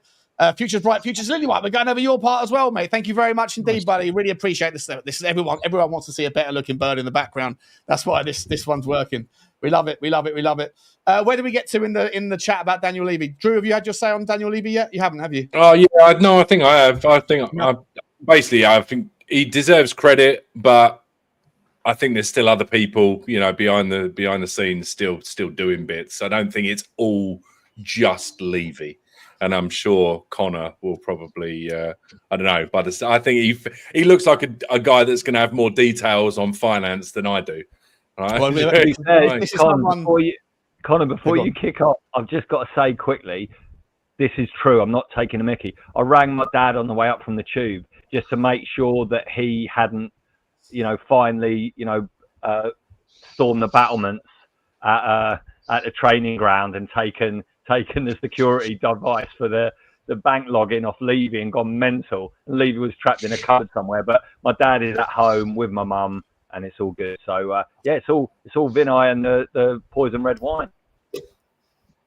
Connor, how you doing, mate? Listen, there's someone that's you're a Levy outer. Your Levy Nomics is your title on your handle on Twitter. but you are very fair and very reasonable. So I want to see how fair. The litmus test starts right now, buddy. Right now. How reasonable are you about Daniel Levy's last 48 hours in charge? I'm buzzing, to be fair, mate. It's been a mad 24 hours or so, isn't it? I mean, as a big lad with a pretty poor diet, I couldn't take the heart palpitations today with all of the news. So yeah, I mean, look, it's been a great 24 hours or so. I think, look, I mean, I criticise Levy a lot, as you know, but to be honest, my bigger issue has always been with ENIC and ENIC as a whole in the model, and to some extent, you could argue that Levy himself, although he's obviously intrinsically linked, is somewhat prohibited by that same model as well, right? So hopefully, this means that there is some form of investment coming in. Obviously, rumours are flying around from all the in the knows on Twitter and everything else, but who knows whether what's true and what's not, and who's adding 2 and 2 together and coming up with 5. But yeah, absolutely buzzing. I mean, it's quite funny. I spent about an hour and a half yesterday pulling together some data to slag ENIC off in a big old thread on Twitter, and then suddenly we announced these two. We get these 2 bombers, and I'm not going to kill the vibes at all. I'm buzzing. Do we think that? All right, Connor, and I'll ask this of you. Do you think that this is just them reacting to how bad the league form was, or how good the cup win was? Or is it just sort of simply from a business standpoint, you've got to invest and you've got to do these things to progress in this market, because it's not the business, the business of football is a very funny one. There's not many other things that run this way. So you think what is it that's sort of triggered this? Do you think it was just inevitable, or has there been a catalyst from the end of the season, you think? Yeah, I mean, look, I think some of it is reactionary somewhat to the end of last season, and surely the club have acknowledged that, finishing 17th for a team of Spurs' size is just not acceptable in any way whatsoever. So you'd hope some of it is a reaction to that. I think, I mean, look, I think there is some sort of investment behind the scenes that, all of the signs are there in terms of, I've spoken about it a lot, but, they've strengthened the board in Vinay and Peter Charrington. In the accounts before last year's, they spoke about how they're going out to seek investment, was completely silent on it this year, which implies that it's because those conversations have already happened. So I think there is definitely that. I think it's, but look, and to be fair, our net spend has ramped up since we moved into the new stadium. Massively. It's gone from about £13 million a year over the 5 years before we moved into the stadium to about £128 million a year since. So it's that has ramped up. But what strikes me with this one is actually this Gibbs-White one rather than the Kudus, in terms of, because they've triggered a release clause, right? And they've done that the day after they've gone and done the Kudus deal. That is just completely alien for Levy and ENIC. Right? Are we working now in a world where we've got the guy who didn't have any money, or pretend like he didn't have any money forever? Suddenly he's got a nice Christmas bonus, and he's gone out and spunked it the next day on a Ferrari and gone, oh fuck, I've got to pay my rent next week. You know what this is? Brasses and cocaine. Yeah. And I might be the only person on the panel that will remember this. This will be a litmus test. Maybe Drew might. This is like the football version of Brewster's Millions, right? Basically, 100%. Someone's come along, whether it's Qatar, whether it's Americans, or whether it's Saudis, and said to Levy, mate, we're going to make you rich beyond your wildest dreams, even those dreams that you and your favourite YouTuber Sean Butler have together. And what we're going to do is we're going to invest in the club. We're going to keep you on. So build your hotel, build Levy Land, Levy. It's all going to be okay. But you have got to spend $1 billion by the end of the transfer window. And Levy's there with a magic dab on. He's hotter than I was on the central line home. He literally could swim in his pants at the moment. He's sweating buckets. He's like, mate, I only come into the training ground to get a free breakfast. And now he's having a spend, baby. Phil, he doesn't know how to negotiate when he's got money. So he just goes, fuck. Who's the next player that we could... listen, I don't know how to do it. I don't know how to be more like, kind of like generous. Is there a release fee? Can we just cut to the chase? Release fee. I'll just trigger it. I'll just trigger it quick. Just don't make me do something I'm not used to doing. I can't negotiate in good faith. I need someone to be crying as they're leaving the room. Listen. The other thing that West Ham fans don't realise is, as well as Kudus, there's actually a massive order of baby oil and dildos coming from Sullivan as part of that deal as well. It's going to be like a Diddy free cost. P. Diddy's the actual sponsor. It's the P. Diddy 100%. arena. Yeah, that's his coming out party. I'm going to buy Spurs. Come on. Connor, how much do you reckon? I'm thinking for you to Eze's release fee was unnecessarily low, but it had that 60 or that kind of 3 tranches of 20, basically paying it all off in 12 months. I would imagine that Morgan Gibbs-White's release fee was equally a large slab up front, which makes me think that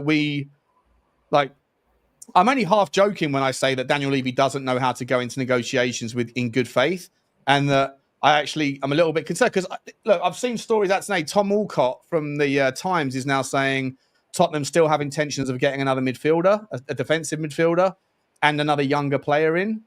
So if that's the case, Tom Walcott, I think his name is, sorry. If that's the case, then obviously we're not going to be getting a striker in, and I doubt we'll be getting a centre back unless Romero leaves. But I'm sitting there thinking, if you had 60 million to drop, was Gibbs-White the right way to go? I love the player, but it's do you need a player like him? Couldn't that money have been spent on getting a monster in the 6 or a monster at the top? It's a good question. I think, from everything we're reading, it sounds like Gibbs-White was a massive priority for Frank, though. So we can't all argue on one hand, back the manager, and then, Good point. When they go and back the manager with the player they wanted, then us as fans will say, "Oh, I'm not sure whether we should be spending it there." I think you're right. Look, you're asking the right question though, because on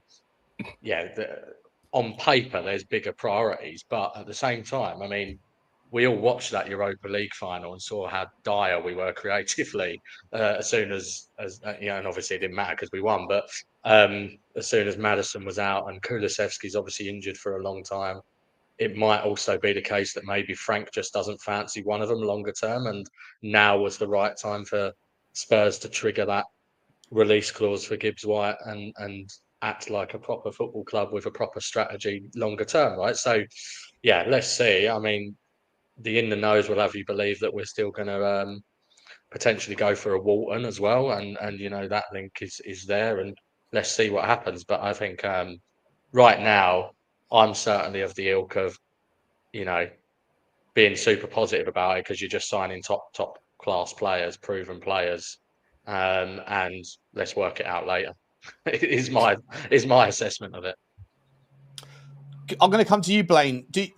Now it looks like hopefully now we can get down to, because I've been saying for 3 years, almost as long as the Bible has, that a monster 666 is something that we have to be wary of. But the absence of it is scarier than the presence of it. And I think that now is the right time to finally see a 6 come in. Do you think that that's our next logical spot, or do you think we're going to spend a little bit more time now focusing on getting the squad numbers down? Because our squad is fucking bloated. It's bloated. It's more bloated than I am after a 14-inch pizza. Well, I can attest to that. Is this a case of where fans want a 6 more than Frank wants a 6? Right. Are we guilty of that?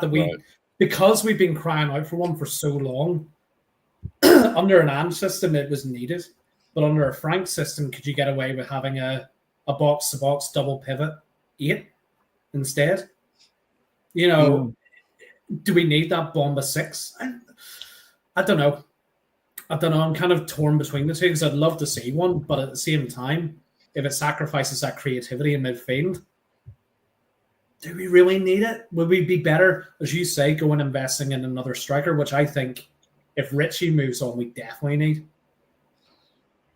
Or do we have people in the current squad that can play a striker if necessary?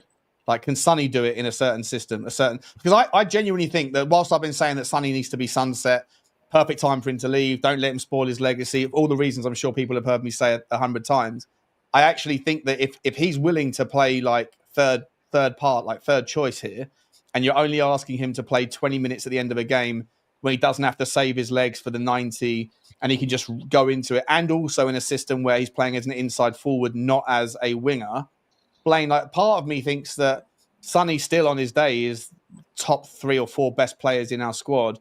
And so, like, maybe like it's one last swan song for him could be a fantastic effort. I hope that he'd be okay not being the captain, and I'd hope that he would be okay also not playing and starting every game and being a naturally declining, like, acknowledging that he's naturally on the decline. Because I've seen in recent interviews in Korea, he said, you know, I feel better than ever. I'm the fittest I've ever been. So if I'm not playing, it's the manager. Ask the manager, don't ask me, sort of thing. I get where you're coming from, Sean, because undoubtedly that man can find the back of the net, right? We all know that. On his day, Sonny can produce a bit of magic from nowhere. I think he's been stifled in the last couple of seasons, being played out on the touchline, not doing what he naturally enjoys doing. And if you look at the way Frank sets up, playing on the counter as well, could be a perfect fit for Sonny. I just worry that it's going to stifle some other players' growth.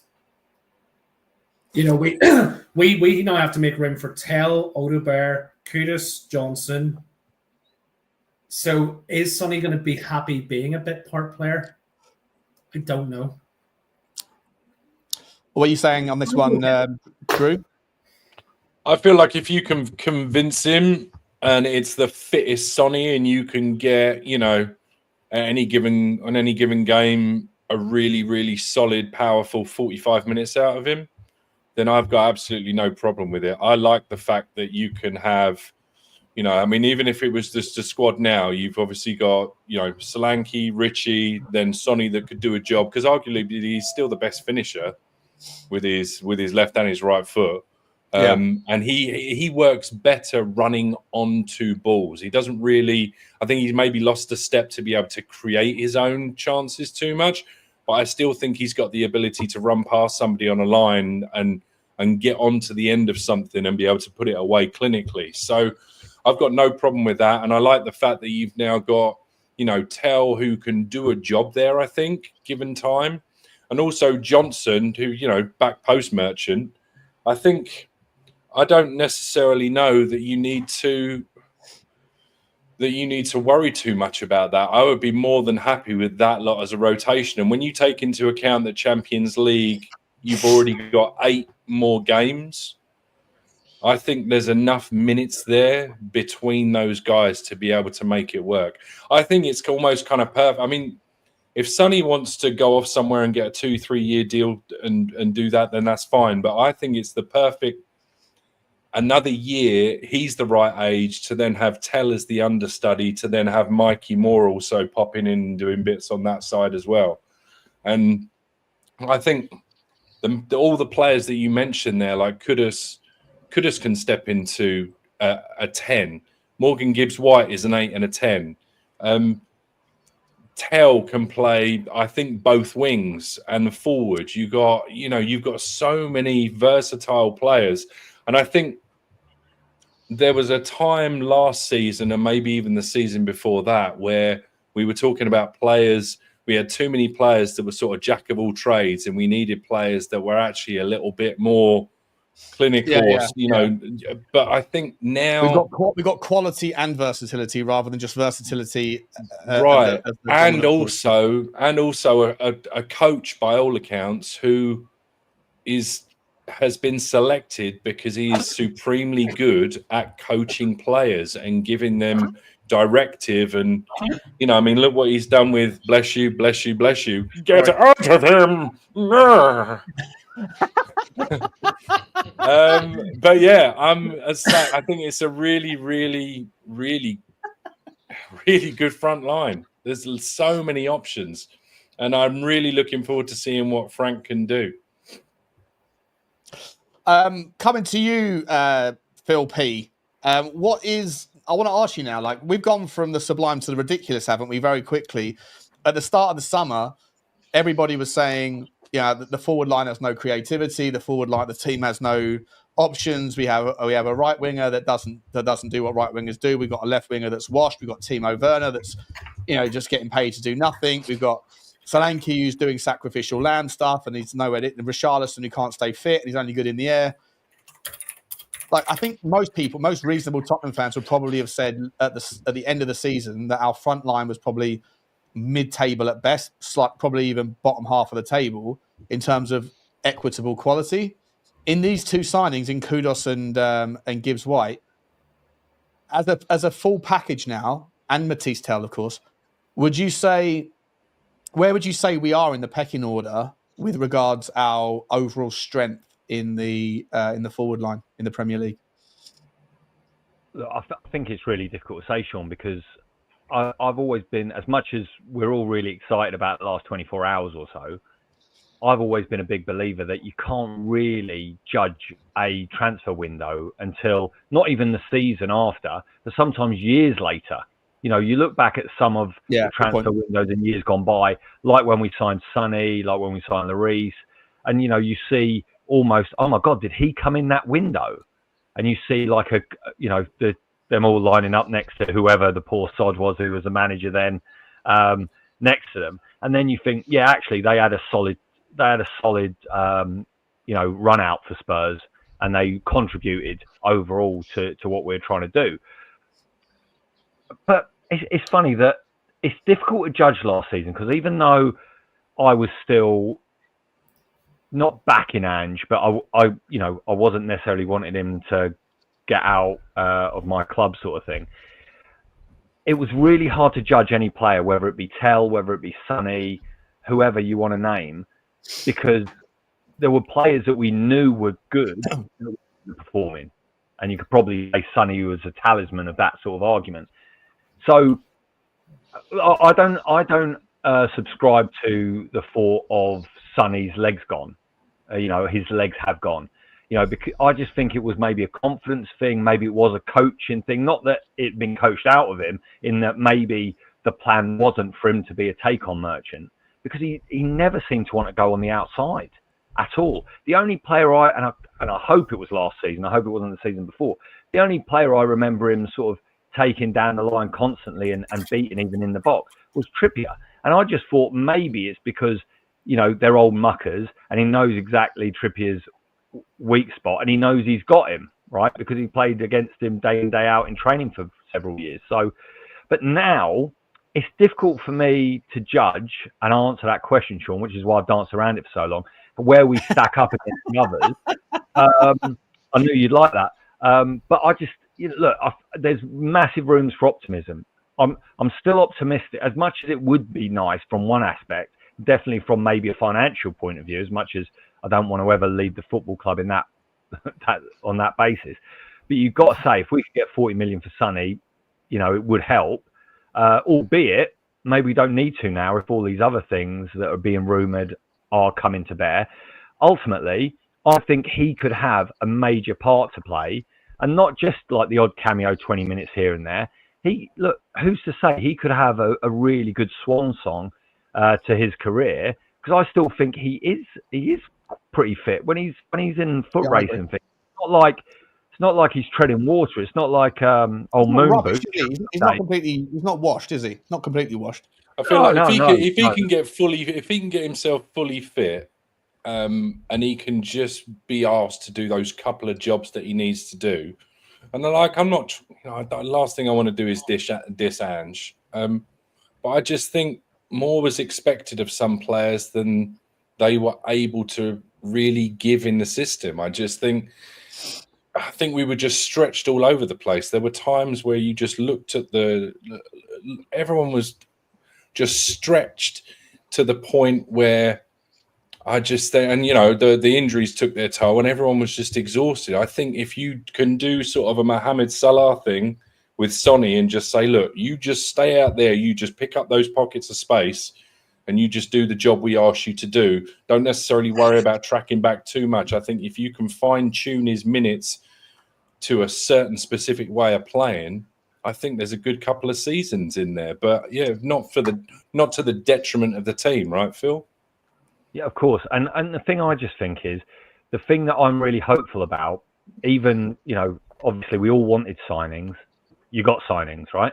The thing that I was excited about anyway was what the coach who does coach players might be able to get out of the team to provide for Sonny, might be able to get out of the team to provide for Solanke, right? And all these things, you're hoping to be able to improve.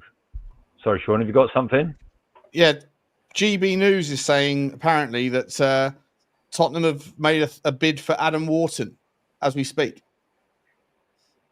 Mate, if you're getting your football news from GB News, I think we all need to back up, lads. If I was looking for any particular news from GB News, it'd be about a right winger. Let's be entirely honest, eh? Hey, very good. Jesus, I'm here all night. Listen. Listen. I'm just going to slide into Nigel's DMs and see if he can tell me what's happening with our Monster 6. Yeah. He supports Palace as well, Nigel. Because of PPE, we've got business to do here, mate. Spurs are on the rampage. Look, I put in a WhatsApp group earlier how much more has to happen or what needs to go off before we can actually say, as the kids would coin it, Spurs are moving mad. And I think we might already be there. Listen, before I hand it back to you, Sean, in a box office style, I want to know, is Noni Madueke the best secret agent since fictional character James Bond? Because he is literally doing his best to sink all our rivals. All we need now, it goes to Arsenal for a couple of years, then goes to West Ham. It's on, mate. What's under that bandana, baby? Mate, that guy, I've never seen, even Igal. For those of you that have been around the YouTube channels, Igal is like someone that always defends his club, always finds a reason. Even he went fucking. He's like the goon of Sean Butler, isn't he? He's like the gooner version of Sean Butler. He's just not as pretty, just not as good looking, But he backs his club, backs his chairman, like this guy. My chairman gets it done. Connor, are we going to get Adam Wharton? But actually, before I ask you that question, just to round off the Sonny kind of take here, is Sonny a player that should be sold, or can you see that there's life in the old dog yet? I was of the same view, I think, that you expressed, which was that it was the right time to move on, just because I really didn't want a Lloris-style situation to happen whereby, you're watching your dog shit in the house before you have to put it down, So I was of the view that this felt the right time. But that being said, the lads make some valid points, we can't on one side of things argue that Ange was misprofiling players and playing players as touchline wingers when we all know for a number of years that Son's best position has been as an inside forward. And then, to Drew's point, there's an argument to say you go down the sort of Salah route that Liverpool have done, whereby they say you haven't got to work back so much. We'll fill in for that, and you just get yourself in the right position. So that's certainly an argument I think that you can make. But for me, I still think it's the right time to move on before you get nothing for him. Yeah, Champions League experience as well. Do you think that counts for a lot? Because we don't have a lot of it in our squad, do we? Maybe, yeah. It's a good point. Maybe. So look, it sounds like he isn't going to move. I'm not. Son's an absolute legend of the football club, so I'm not desperate for him to go either.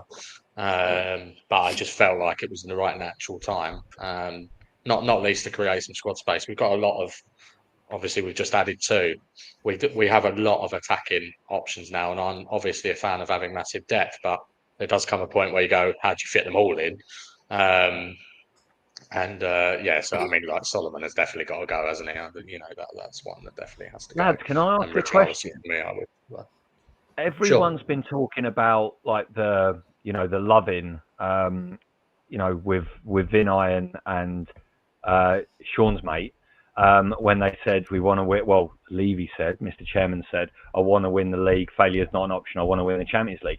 Low key, has the reported view of Sonny wanting to stay because he wants another crack at the Champions League, maybe he knew something we didn't, right? Maybe he knew what was on the shopping list. You know, maybe he's sticking around for a proper last dance, Gordon style. Well, this is the thing as well. I mean, with like, you know, you look at these two signings we've just made, right? Kudus definitely had other top clubs interested in him. This isn't one that we've just had a complete free run at, right?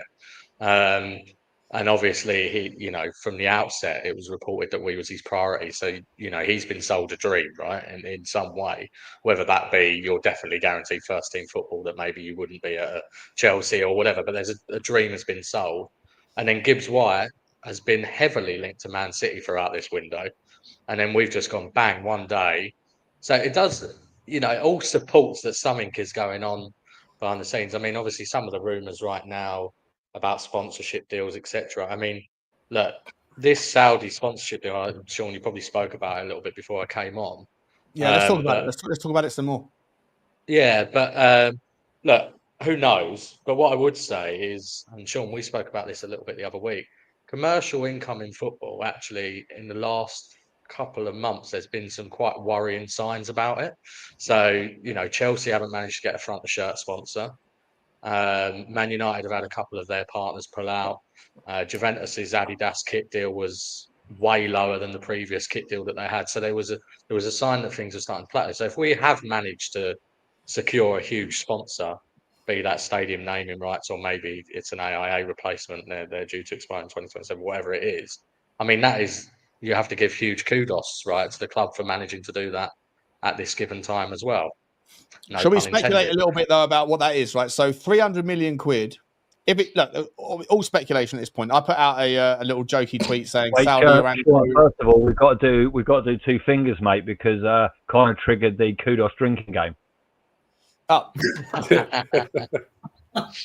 Although you got a Diet Coke in front of me. I didn't know I was playing a drinking game, but you fucking, I'm in. Cheers, everyone. Cheers. Drink a shoot. Drink a shot. A couple of super chats, and I'm going to come back into this one about Saudi and that. So I don't know what we got up to. I think we got up to Mark Woodland said, now let's go get Gyökeres for the Bants. Imagine the meltdown if we got him. So imagine tomorrow you just see this. Tottenham are suddenly making a late dive for Gyökeres, and then an hour later, you know what it's doing? It's fucking up my ability to do content, because as soon as I see the first tweet, I'll jump on and do a quick 12-minute video on the story, and I'll type it like Gyökeres to Tottenham ? And by the time I press the upload button, it's no longer speculation. The fucking deal's done. I would just appreciate if they could give us 4 hours. 4 hours is what's necessary to be able to allow the content. Stop thinking about yourself for 1 second, mate. Think about the greater good. I'm a selfish man. This is what I am, Phil. We all know that. Well, listen, I think if Levy really is your chairman, he's my chairman. Even if he can't afford it, even if he doesn't want it, he should put in a bid for Gyökeres and just watch the implosion, mate. He's already melted down West Ham, right? Because they stole the stadium off the public purse, right? Good. Yeah. Now let's go after the council tip lot, yeah? Let's get down to the Emirates and start causing havoc. Let's go, boys. Get on it. I want Paratici back. Like someone's saying Sean wants his old Levy back.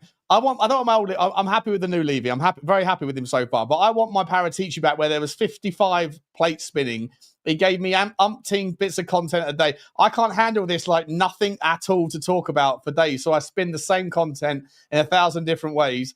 And then all of a sudden there's like too much going on. The algorithm doesn't like overposting. So it is what it is. It is what it is. Let me just get Mark Berry saying, who YouTuber? Too many bombers? Is that your problem now? Jesus wept, man. First world I'm problem. Never happy, mate. Oh my I'm never God. happy. Never satisfied. There were too many people at the trophy parade. Oh my God. The final. Oh my God. Too many bombers. There actually were too many. I couldn't get to the trophy parade because there were too many people. So next time we win something, guys, Just remember that you weren't supporting Daniel Levy, and set yourself at home and watch it on YouTube. Those that were supporting my chairman, let me get to the front of the show, please. That's all I'm asking for. A little bit of respect. Sean, if you really were as close as you think you are, he should have had you helicoptered in, mate. You should have been abseiling off the Cockerel straight onto the South Stand, mate. So I agree. In the immortal words of the football great and pioneer Johan Cruyff, if you're sprinting, you set off too late. Right? Think about it. Think about it, Sean. You've won a trophy. There's a lot of people going to turn up. Get down there early, mate. Maybe pub only in time. You're not. Unfortunately, I was still on my way back from. I was still on my way back from Bilbao, mate. You know, the plane was late. It is what it is. It is what it is. Let me get this super chat done. I want to come back. I want results, not excuses, please. Fair enough. I love you, Phil. You're brilliant. I'm drinking rum and loving life as a Spurs fan. If we get a 6, I will dance with no clothes on in the garden. I feel sorry for my neighbours. Mate, I'll be out there. I'll come and join you, mate. I mean, not like that, but I'll come and dance with you, mate. Because a 6 is what I've been asking for as long as I've been around in the YouTube space. It's so overdue. It's insane. To be fair, if you can film that would save you a bit of money on the girl in the background, Sean. If you can get Mark dancing in his garden. Listen, I'm going to get a second. I'm going to be apparently on StreamYard. You can add new links to new channels. I'm hoping there's an OnlyFans link very soon, so I can get the very specific content for that particular channel. Tottenham Hotspur, Dermatron, good to see you, mate. I hope you're okay, buddy. I heard you're in. I heard you've been in hospital, mate. I hope you're feeling better, my man. I hope you're healthy, happy and healthy. It's a good day to be happy. I just really hope you're healthy, mate. Thank you very much for the support. And let me know. Send me a text, mate. Let me know you're okay, buddy. I've heard you're in a bit of bad shape. Best wishes. You'll never beat the Irish. Come on, Dermo. Never beat the Irish. I'm right. Tom Jones.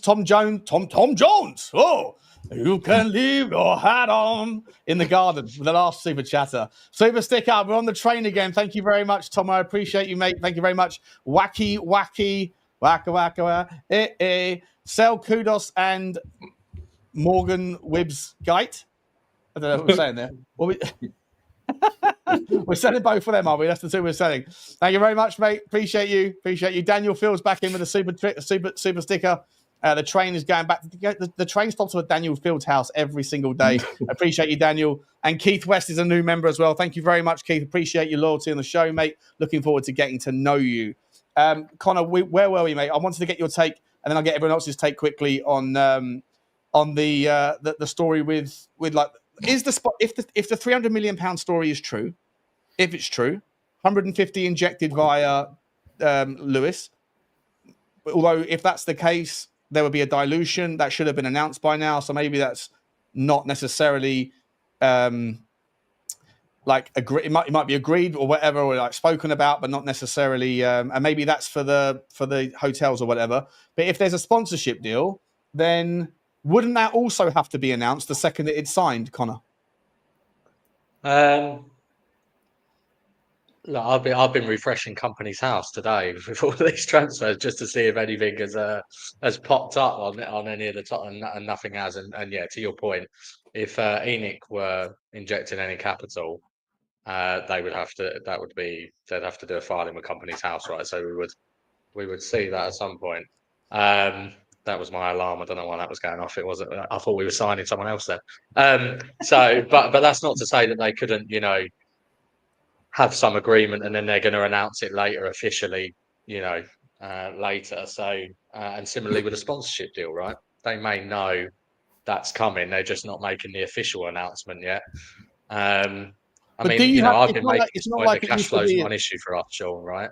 And I know the cash flow is not an issue, which is amazing, right? Like if you get the money, if the club is suddenly liquid and you have the wiggle room, that's why Tottenham can do bits, and it's really exciting. But I know the rules changed. Obviously, Tottenham used to be listed on the alternative investment market, and when you're a publicly listed company like we used to be, anything that's a needle mover has to be announced immediately. Even as with minority shareholders, you still have to announce these things. But so as soon as it's signed, it's official. Therefore, it would have to be announced, right? But if it's agreed in principle but not signed, then they don't have to announce it. Is that right? Not a sponsorship deal. So they'd have to announce any sort of capital injection or anything that impacts the actual capital of the firm, right? So whenever ENIC, for example, do these share capital increases, they have to do a file in a company's house. But a sponsorship deal, they've got no obligation to announce it. So What, never?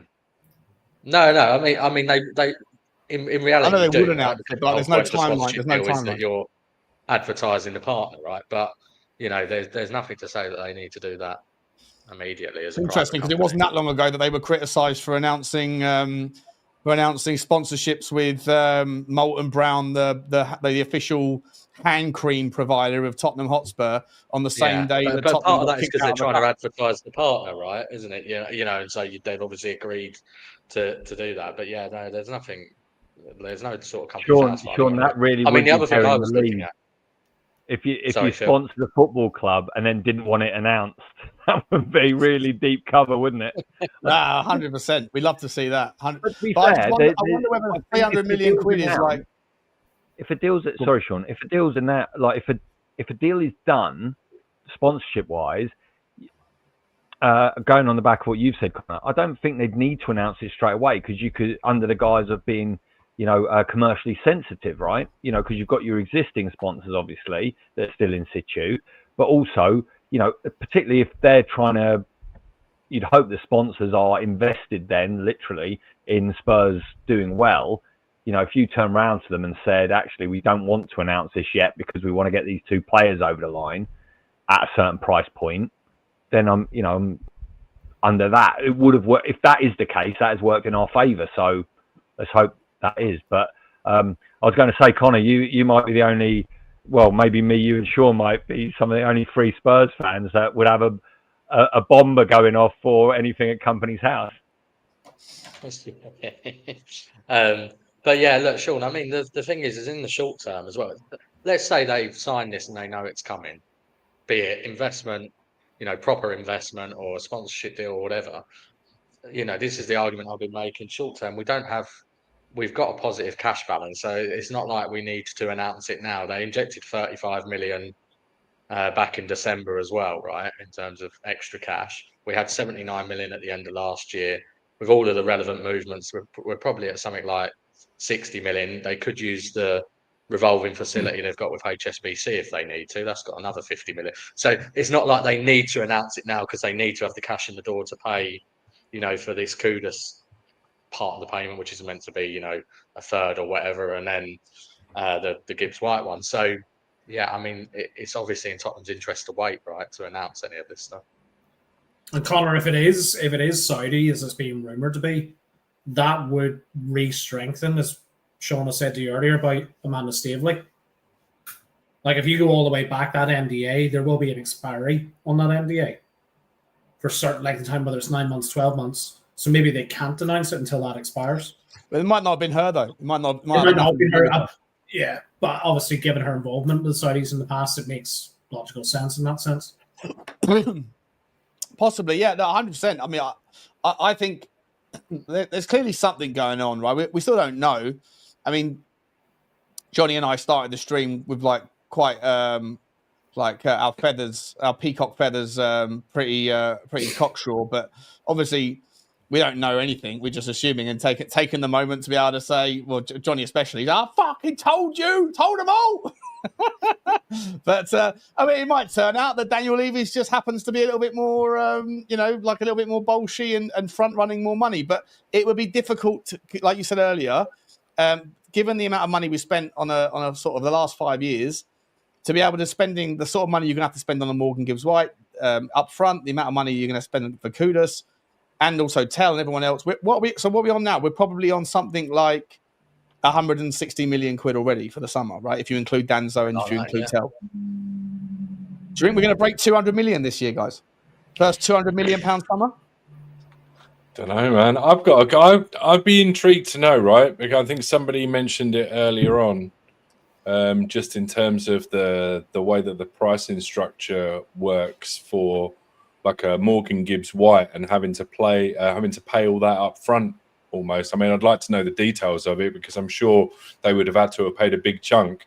And then you look at a guy like Eze, who, although you've got to pay for that in 12 months, that's still 3 installments. So I'm wondering what decision's been made as to Like I'm curious as to why more clubs, especially us, haven't tried to pull the trigger on Eze, because that seems like a slightly cheaper deal for me, and arguably a more impactful player on the top half of the field. So I don't know. I'm curious as to why maybe that deal hasn't been looked at. Or maybe he's just given signals that he's genuinely not interested now. Arsenal, them like up the road have got involved. I'm not sure, but yeah, I think we can certainly see 200 million broken, especially if we're looking at maybe a Wharton and I don't know, dare I say it, a Robinson from Fulham or something like that. I mean, that would let's talk about him. Let's talk about him for a second, mate. Be unreal.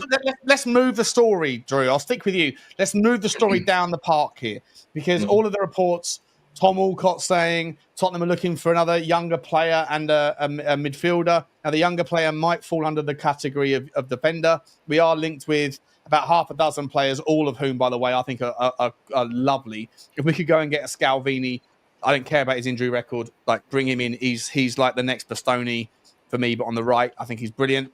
You could go and get a Lukumi, go and get that guy Sicily we were linked with. We've been linked with Leone. We've been linked with Coney De Winter. Like, there's like the amount of talent that we've been linked with out of the Paratici kind of ecosystem out in Italy is sensational. Does any of this latest news, does it give Christian Romero, any pause for thought, even though apparently today he rejected a second contract offer?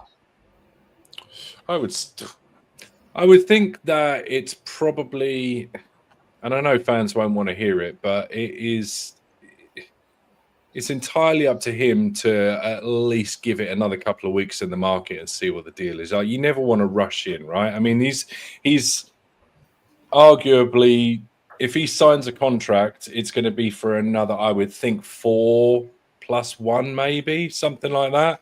So this is potentially the last big move. I can't see there being a huge one after that, because what is he, 27? So if he did 4+1, I mean, you're looking at 30, 31, 32. Now, in some instances, that could be your prime. In some instances, this is the time where it can go amazing, or sometimes something can happen, you can fall off. So I'm sure he's probably looking for as much as he can. So I don't blame him for trying to get more juice from the squeeze, as you put it. I've got a feeling that he's probably looking at it, and I mean, you'd be fool not to, right? To look at it and go, okay, well, I've been screaming, I've been making a point, I've been almost going out of my way to say things along the lines of, there are things that get in the way at this club. And now, by the looks of it, they're putting their money where their mouth is. They're getting everything out of the way to maybe prove to the likes of Romero that, hey, we can actually make a push here. Like, we've got maybe a couple 3 years where we could really, really give this a go. We need to know if you're in. So it would be nice for him to just get it signed and put it to bed, but football doesn't work that way, So I got no problem with him at least trying to get a bit more. What I don't want is for it to. There's got to be a cutoff point, right? There has to be on both sides, or the chairman, Mr. Chairman, has to say, right, we've got until this point. If the likes of Atleti or now Real Madrid, I guess, if they're really genuine and they really want to come in, then they'll put their money where their mouth is and they'll pay what we want by the time we want it. And if they don't, then you're here. And we'll, I think it would be it would just be one of those things. If he does end up going, it would kind of be a little what if, how well would it have worked in this system, with Frank coming in? It's just, it would be a player that I would hate to see let go. But if we're going to get the most amount of money, then from a business point of view, and from the, we need to start acting like we haven't done before. If the guy genuinely doesn't want to be here, we can get top dollar for him. Thanks very much. See you later. If he's going to be down for the... Yeah, sorry, I didn't mean to cut across you, but that's no. Surely you sit down with him and you go, look, I mean, you are one of the best centre-backs in the world on your day. You obviously view yourself as that as well, but Atletico Madrid are not willing to even pay 50 million for you. How much can they really want you? You know, that's the conversation. That's exactly what I'd be saying. Yeah, that's exactly what I'd be saying. Connor, it's an insult. When you look at Jarell Quanza's gone for 47 million, and they're only coming in with 50 for now. I mean, to me, it's a disgraceful offer. And it reminds me a little bit of when City were sniffing round Kane and they were making these derogatory, insulting offers where surely you just sit down with a player and you go, yeah, if they want you that much, why are they only offering this amount of money? And that's it. And I think, look, Romero's issue is availability rather than talent, as we all know. And yeah, sadly, you're right. And you can make the same argument, to be fair, with Van der Ven to some extent, although slightly different reason for Van der Ven's perhaps. But for me, I just don't think that I'm never a fan. And I know fans talk about, you know, selling players at the right time and getting the most money for all of them and that type of thing. But it's the message it sends out to me when you sell your top talents that sends out a message that, you know, where is your focus? And I know other clubs do it, but they always do it when players are already on the decline. You know, look at Liverpool. They didn't get rid. The time they got rid of Mane and Firmino was when they was at the end of their, you know, careers. They're on the decline. Romero's not on the decline. He's, how old is he? 25 or something. He's 27, isn't he? I think. 27. Oh, is he a bit older? Yeah, 27. Right, but he's peak years, right? He's about to be made Argentina captain, etc., etc. So, look, and I personally would take the gamble, you know, because if they're only willing to offer 40 million or whatever it works out in pounds, arguably you get that next summer anyway, right? With him having 1 year left on his deal. So just take the gamble, personally. What are you saying, Blaine? Oh, sorry, go on, Phil. I'll come to Blaine after. Sorry, Blaine. The only thing, I completely agree with you, Con, to be honest, but the only thing I would say is, I don't know if you've ever seen any of the interviews with any of the United players, particularly Rio Ferdinand, after Fergie very unceremoniously binned off Roy Keane. Oh, I thought you were going to say Yap Stam. Insert star player here, but particularly Roy Keane, because he was like the talisman of the club. He captained them to multiple trophies, and basically was his mouthpiece in the dressing room. But it all came to a head, and I remember in his sort of debrief of it in an interview afterwards, Ferdinand has said in late years, you know, everyone sort of looked at each other afterwards when it was announced, like, he's gone. They had a falling out, bust up, and then, yeah, Roy's gone. He's left the club. He's gone to Celtic. And everyone's looking at each other going, Jesus, if he can go, anyone can go. So there's almost that element of, look, mate, if you don't want to be here, you know, hit the bricks, as they say. You know, it's one of those things. I personally would like him to stay, because I think that final showed exactly where he is, where his level is. But the problem is, as you said, Connor, it's not just availability, but actually, I think on top of that, it's focus and mentality as well. But then I was thinking about this the other day, actually. If you're a big game player, which clearly Romero is, does that just mean you're shit or switch off the rest of the time? Do you know what I mean? You're not up for it on a the old litmus test, the wet Wednesday away at Stoke. You know, you're not up for it. You know, I'd rather be in Argentina, pal. But, you know, there's all these arguments, but I'd be happy either way. If he stays, brilliant, because we've got a great player. Derisory offer, but even if we got him up 10 million and took it, if the guy really doesn't want to stay. But me personally, if I was Romero and I've seen what's happened in the last couple of days, I'd be looking at it thinking, what's happened to my chairman? Where's my chairman? You know, and thinking, you know, maybe if I could get an extra, you know, 20 grand a week out of this, maybe we'll ride it till the wheels fall off. Well, Phil, I was going to say, his chairman has promised us the Premier League and Champions League. I mean, come on, if Romero doesn't want to stay after that statement, what are we doing? What are we doing? Maybe a Harry Kane's leaving do, he said, never trust a gentleman's agreement from this bloke. No, but look, I actually echo your sentiment. It's a catch-22 situation, though, in some ways, because the fan base want him to stay, but we might need that money to reinvest in other areas in the pitch. We have How many centre backs have we got at the club now? I think it's 7 or 8. They're on the books. You know, you've got to at some point be able to get these players through. Vuskovic apparently is, you know, the next Maldini, for God's sake. And we're not even going to get a team coming, haven't we, Blaine? We're playing. We have got one hell of a team. We're going out there doing a bit or two.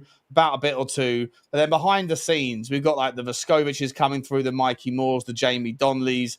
We've got, you know, Tyrese Hall that hasn't yet broken through, but is likely going to at some point. We've got that guy Bartlett Williams, who's apparently an absolute monster. Like the future is very bright at Tottenham right now, isn't it, Blaine? Especially with the money. It's exciting. I think, you know, the next 2-3 years. Do you know what this can epitomise, guys? Right. This is the proper sliding doors moment we should have had after the Champions League final. This is the investment that we needed to see. This is how we push on and kick on. You've got the youth development in the background. You've got bloody good staff coming in as well with transitional staff to help these youth players grow up through the system. And now we have serious investment in players that elevate our starting 11. That excites me. I don't know about the rest of you. It does. And it makes, look, I think Langer has got some pretty unfair criticism, actually. You know, is it just because he's not as vocal as Paratici? He's not. Yeah. You actually look and you go, you know, I think last summer, obviously, we underbaked on getting established first team players, didn't we? And we went too far. I think they made a bit of a mistake on going too far on the youth-centric model. And obviously, it was only Solanke, really, who signed as an established first team player.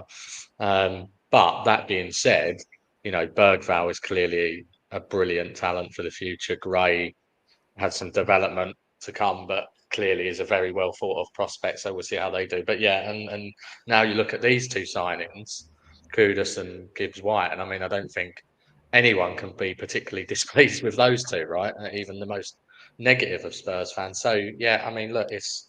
Are you Levy in now, Connor? Is that what I've no. got a couple? You still Levy out? I'm Enoch out. Yeah. I think Enoch out. Yeah, for sure. And I think, look, I think this is I can still give indelible credit. Indelible marks and agendas. They have to agenda, I guess, Connor. Right? Hold on, Sean. Hold on. No agenda. Maybe Levy Enoch is a bit like the deal that Keir Starmer's agreed with Macron on the boats, 1 in, 1 out. Yeah. So because you've gone Levy out, Connor can now go Levy in. Yeah, is that what we're saying? I never went Levy out. When did I go Levy out? I was always my chairman. This is my you were Levy out if we signed Dominic Calvert-Lewin. That's it. Yeah, right? We're not signing Dominic Calvert. We're signing Morgan Gibbs-White. The window's not shut yet, Sean. It's MGW. Different kettle of fish. I'm more embedded in my opinion than ever. I'm the only channel. Well, actually, there's a couple of channels.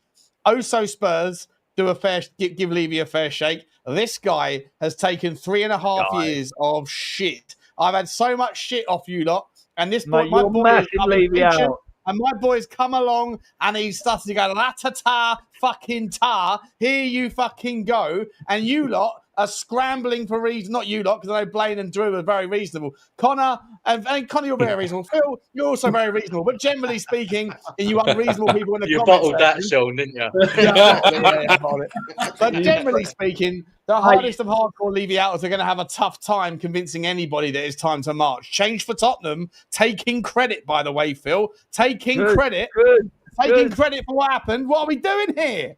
What are we doing? Listen, mate, listen.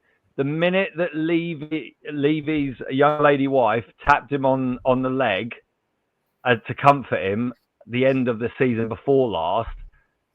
Are you still talking about 2 years ago? Fucking hell, Phil. We just signed Morgan Gibbs-White and Mohamed Kudus, and you're talking about things that happened in 2023. What are we doing here? Mate, what are you talking about? Listen, I've got Spurs shirts that are older than you, pal. So you need to button it, mate. Football heritage.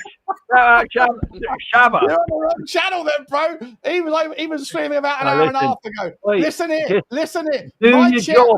Levy, do your job. Has just lifted you a European trophy He's lifted you a European trophy for the first time in 41 years. He's come out of the traps with his new boy Vinay by his side, a little bit swig drunk on the red wine, said, we're going to be winning the Champions League and the Premier League. And all of you lot heard it all before, when actually you hadn't, because previously you were criticising him for never saying those things. But as soon as he said it, there's a problem. And then the people that were reasonable went, well, talk is cheap. Talk is cheap. Let's see him walk the fucking walk. And you know what? He's walking like Conor fucking McGregor today, bro. He's got fucking Morgan Gibbs-White and Mohamed Kudus coming to Tottenham, and we are back, baby. And it's about time you guys started paying some respect to my chairman. Respect my chairman, Phil P. Listen, I respect the biggest ever nibble up that I've ever seen in my life. I just threw the line out and you couldn't chomp on it quick enough, baby. Woo! We got to move on, baby! Listen, on a serious note, can you post back that purple and gold scarf, mate? I need it for a draft excluder. Yeah. That's about all it's good for these days, mate. Let's be honest. No change for Tottenham here. Change for Tottenham, mate. Jay and all the boys. Continuation for Tottenham is what I'm starting. Hashtag continue as we're going, boy. Mate, God, I know you're shaking your head, mate. You got something to say. If you ask for change and then it changes, isn't that good? Like, look, as much as I would have liked Levy to go, take your show on down the road, hit the bricks, in the end of the day, if he does what we all want, if Spurs have won a trophy, it was unbelievable. Whatever happened from now to the end of time, I was there in Bilbao with my dad, with Graham, shout out the godfather of Levy out, for Sean for a short time, you know, and a lot of other the luminaries of the community. And it was unbelievable. And in the same way, I'll give him stick. Earlier, I said, Sean, if you were listening, mate, you've got to back Levy in the fact that he didn't sack Ange. Because normal Levy would have sacked Ange. So we don't know what's happened to the bloke. Maybe he's had a lobotomy. Maybe maybe it was all part of a very patient game and everybody else got ants in their pants. And Levy was like, don't you worry. And I always had it. He's been bluffing the whole of the world, including Spurs fans. You know what I want to say? I want to say right now in front of 1,400 people that are watching this, and I'm sure someone from Tottenham is watching. Daniel Levy, you were going to go on Simon Jordan's. You were going to do an interview with Simon Jordan, right? That guy had your back about as often as I did until recently. And then Simon Jordan threw you under the bus. I never did, bro. I always had your back. You are my chairman. If you're going to pick one avenue, if you're going to pick one place to come and say hi and talk to us, talk to them, talk to the fans, this is the place. I'll drink red wine with you, mate. I'll drink as much red wine as you've got to offer. I don't care whether it's Chateau Neuf de Pape or whatever. We can glug some down and tell the world why you're the best chairman. Red wine, mate. Never red, yeah. Connor, you were shaking your head. You want to come in, Connor? Come on. Let me know why I'm wrong. No. Look. I mean, this is one window. It's a couple of signings. It's a good start. It might still be, Sean, what a result of what we've all been asking for, which is, you know, someone investing in and ENIC not investing. So we are getting what we want anyway. As I say, look, for me, Levy has made plenty of mistakes, but he's not the sole problem for sure. And actually, it's the ENIC model and the ENIC's way of running the club, which is a bigger issue for me. So let's see. We'll see where we are at the end of the window. We'll see what comes of this investment stuff. And I think that is when we can judge. But you can be smug for now, Sean. Oh, I'll be smug forever. Do your job, Levy. Do your job, Butler. Yeah, well, exactly, that's all I'm saying. Exactly. We're watching, yeah? Sean, it might be as a result of me, you know, talking about taking credit. I've entered the YouTube community, started that Twitter account, highlighting all the financial stuff, and suddenly I'm taking credit. I funneled all my super chats from last week across to Daniel Levy. He's just went boom. Blaine Devlin is the biggest supporter of channels that support Daniel Levy. This is why Blaine Devlin needs to get a shout out. Blaine Devlin is the guy who comes in. He's very calm. He's very quiet. Sometimes his very first words out of his mouth on a Tottenham podcast is "I'm speechless." But we love you, Blaine. Drew, am I wrong? Am I wrong or am I right here that Daniel Levy deserves a lot of credit right now? That's Drew? what you give me. That's what you're giving me. I'm asking you a question. I'm asking you to blow smoke up my ass, mate. Blow smoke up the arse. Mate, I think I'm just gonna echo Phil P's words in the WhatsApp group the other day when he said that finally we've got somebody that knows finance in young Mr. Connor down here. So, oh fucking hell! Ah! Oh fucking hell! So you're too busy these days. You're too busy. A new broom sweeps clean. I'm just fucking with him. Do you know? I again going back to what we spoke about. I genuinely don't know if he does or not. Like what? I don't know. Does the buck stop at the top, Drew, or does the buck stop at the individual allocations of accountability? Oh God! Because I would much rather. Can we talk about the first? Can we talk about the first team and who we're going to sell? Can't we talk about that? Yeah, we can. We can go on. Sean, I'll tell you what I'll give him credit for. Do Connor. Connor's good. Connor's good with the finances. He does the number stuff. Go on. No, I'll tell you what I'll give him credit for. In recent times, sacking Ange. That was look, this is going to upset some people probably in the comments who liked Ange, but I think that was the riskier decision to make at the time it was made after the Europa win. I think that was a really difficult, hard decision to make, and I think that would, in my opinion, will be the best decision to make. Was it riskier for him to sack Ange after the fact, or was it riskier for him to back Ange during the fact? Both, to be fair, to some extent. To be honest, I think during the season, no, it wasn't quite as hard a decision to make because you go, who's going to be the replacement, and you know he's acting as a bit of a human shield for you at the moment with some fans who were critical of Ange before we won the Europa. But I think after the Europa, that was a tough decision to make, and I think it was the right one. And so basically, you're saying that Levy's had a fantastic 2025. No, you must be saying that because he backed Ange when every other time he would have sacked him. He kept the guy around to win the trophy. Then he took that was brave. Then he took the brave decision of sacking him after the fact. You're missing the January window context. He's had a great first half to the second quarter. January window was poor. Signings were too late. Left us with a squad impoverished with injuries for too long. He's had a great third eighth through, right? Is that what you're saying? Yeah, there you go. Yeah. What about I tell you what, look, can I ask this? With these signings that we've just made, where would Ange have finished with this squad? Is he still hopeless? Is it still hopeless? Still hopeless. All right, cool. Move on. I'm so done with that guy. The biggest fraud the biggest fraud. He got lucky in football. He's the sort of guy who drove around in Ferraris that he couldn't afford. He got the nicest cars, the nicest suits, all on loan. And then at the end of the year, when his tax was due and he was about to be destitute, he ended up winning the lottery. Crikey. Sean, listen. The only thing I'd say about Ange, right? And look. It is what it is, right? He's gone. Everyone was saying, and I think you used a great analogy about a salesman who's always talking about, I'm going to land this, did nothing all the way through, every month, performance review after performance review, one-to-one after one-to-one. You must know those people right in your game. I know them in mine 100% of the time. Same in mine. Yeah, and exactly. Of course. Yes. But the only thing I would say, the one bit of context, if you're using the same analogy that you haven't used, not only did he land the customer that he was saying he was going to land, or the deal that he said he was going to land, it was the biggest deal that the club had since either 1991 or probably 1984.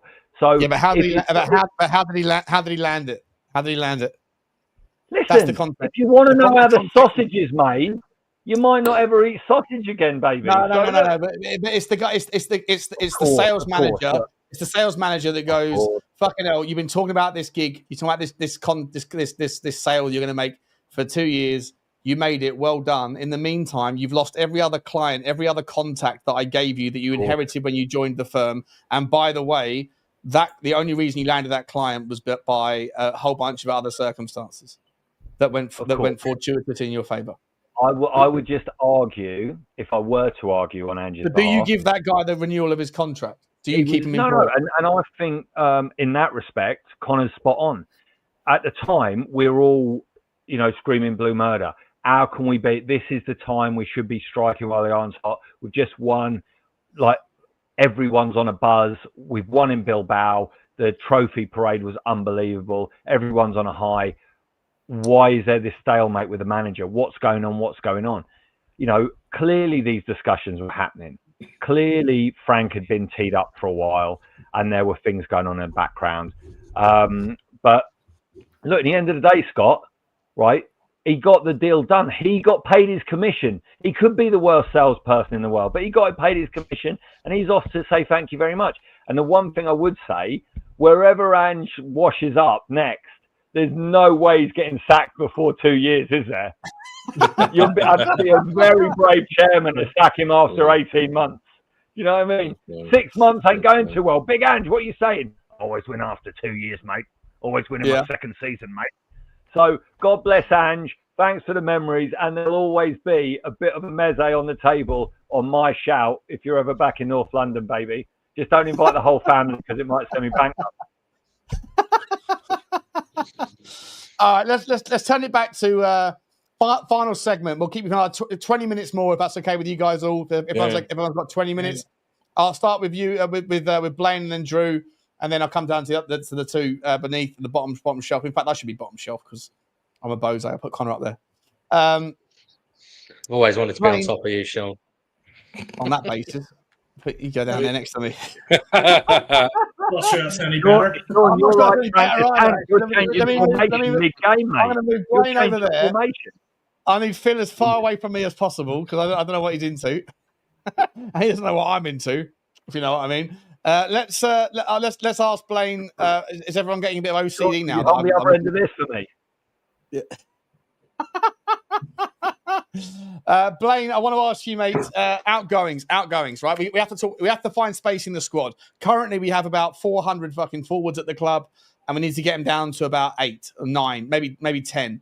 As far by my count, we have Mathys Tel, we have Sonny, we have Mikey Moore, we have Johnson, we have Odebear, we have Kudus, we have Gibbs-White, we have Maddison, we have Decky, we have Solanke, we have Richalison, and I'm sure we have a few others like Dane Scarlett and the other youth team players.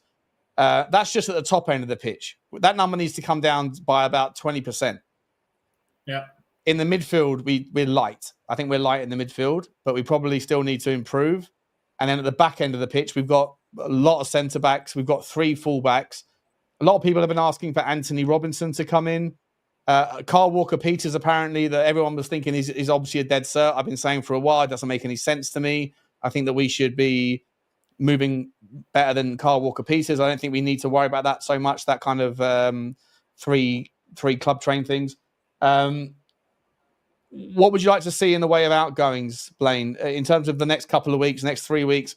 Move some of these bastards on. Who's the ones that got to go on, and who do we sunset the stories for?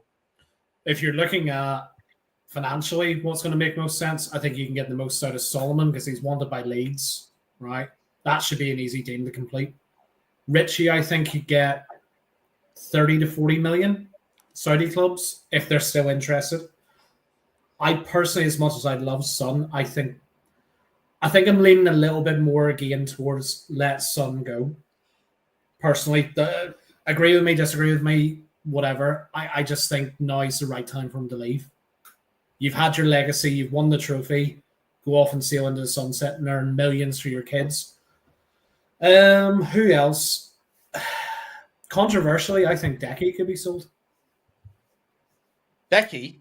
I don't think Decky provides enough output on the right wing, and I don't think he's better now that we've got Morgan Gibbs-White and Maddison. I don't really see where he fits into a Frank system. I think he could be a sacrificial lamb. The problem is with the injury, they're not going to sell him this summer, are they? Anyway, Could it be something we sell in January, maybe, though, Connor?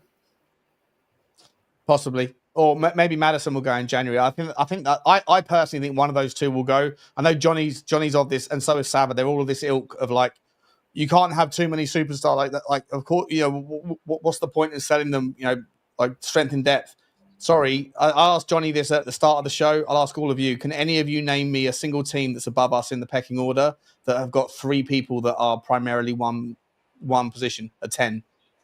I don't think you can. City haven't got 3 10s. Liverpool haven't got 3 10s. Arsenal have only got 1 at the moment. Chelsea don't. Even fucking Chelsea, who have got 955,007 players, don't have 3 10s. And Decky for me is not a right winger. Maddison is only a 10, and Morgan Gibbs-White for me is not. He's a 10. He's a 10. So, like, You're not seeing as an 8 as they, well. they can play other positions, but you're right. Primarily, they're I think maybe Kulu will suit the inside forward right winger a bit better than he does if he's out on the touchline, given he likes to tuck in anyway. That's a question, Arguably, Connor. Gibbs-White can play 8, Maddison can play out on the left at times. So there are, but yeah, you're right. I mean, it's a lot of, you can't keep them all there happy. aren't many times you can see all 3 playing together.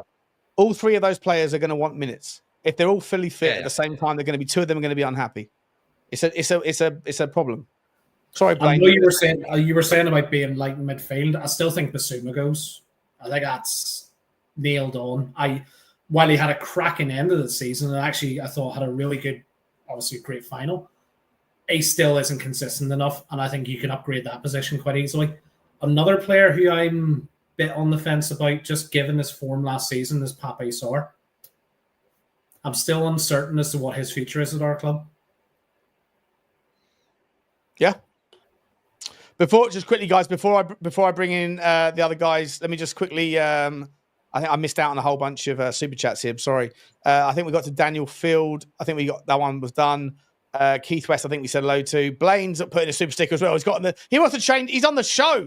Blaine, you're generous enough as it is, mate. Choo choo. But you haven't got to do it, mate, when you're on the show. But you haven't got to do it ever, by the way. But thank you very much. Thank you, Blaine. You're a legend. But you haven't got to do it, especially when you're on the show, my man. Your presence is more than enough. Appreciate you. I'll have to get that train going, Sean. Well, the train's been on full. The train's got into a lot of stops tonight. It's like a slow train out of London Waterloo coming down the Surrey line. Great 2 Mark show. Sorry, this has been a while ago. Sorry, guys. Great chat. Hope you are all well. 2 very good signs. Let's go again. Thank you, Mark. Whichever Mark it is, I appreciate you, mate. Hope you're doing well as well. If that's the Mark from Bristol way, then I hope you're all happy, mate. I'm not sure who the other Mark is, but appreciate you. Callum Roche has come back in with another one. Thank you, Callum. If Wharton is true, we could piss on Arsenal and Eze's chips. Listen, there's only one thing better than Tottenham doing better. It's when Tottenham do better and other teams around us do worse. And Arsenal fans are in meltdown. We love to see it. Thank you, Callum. Appreciate you, mate. Paul Markey as well has come in. Thank you, Paul. Next big move is bye Johnson. This actually is worth a quick little shot fire around the traps. Couple of sentences, guys. I don't think Johnson's dead water. I actually think that Johnson and Gibbs-White have got a history together. So I think they're probably going to look forward to kind of reconnecting. They were really, really good 3 seasons ago together. When they, I'll start with you on that one, Phil.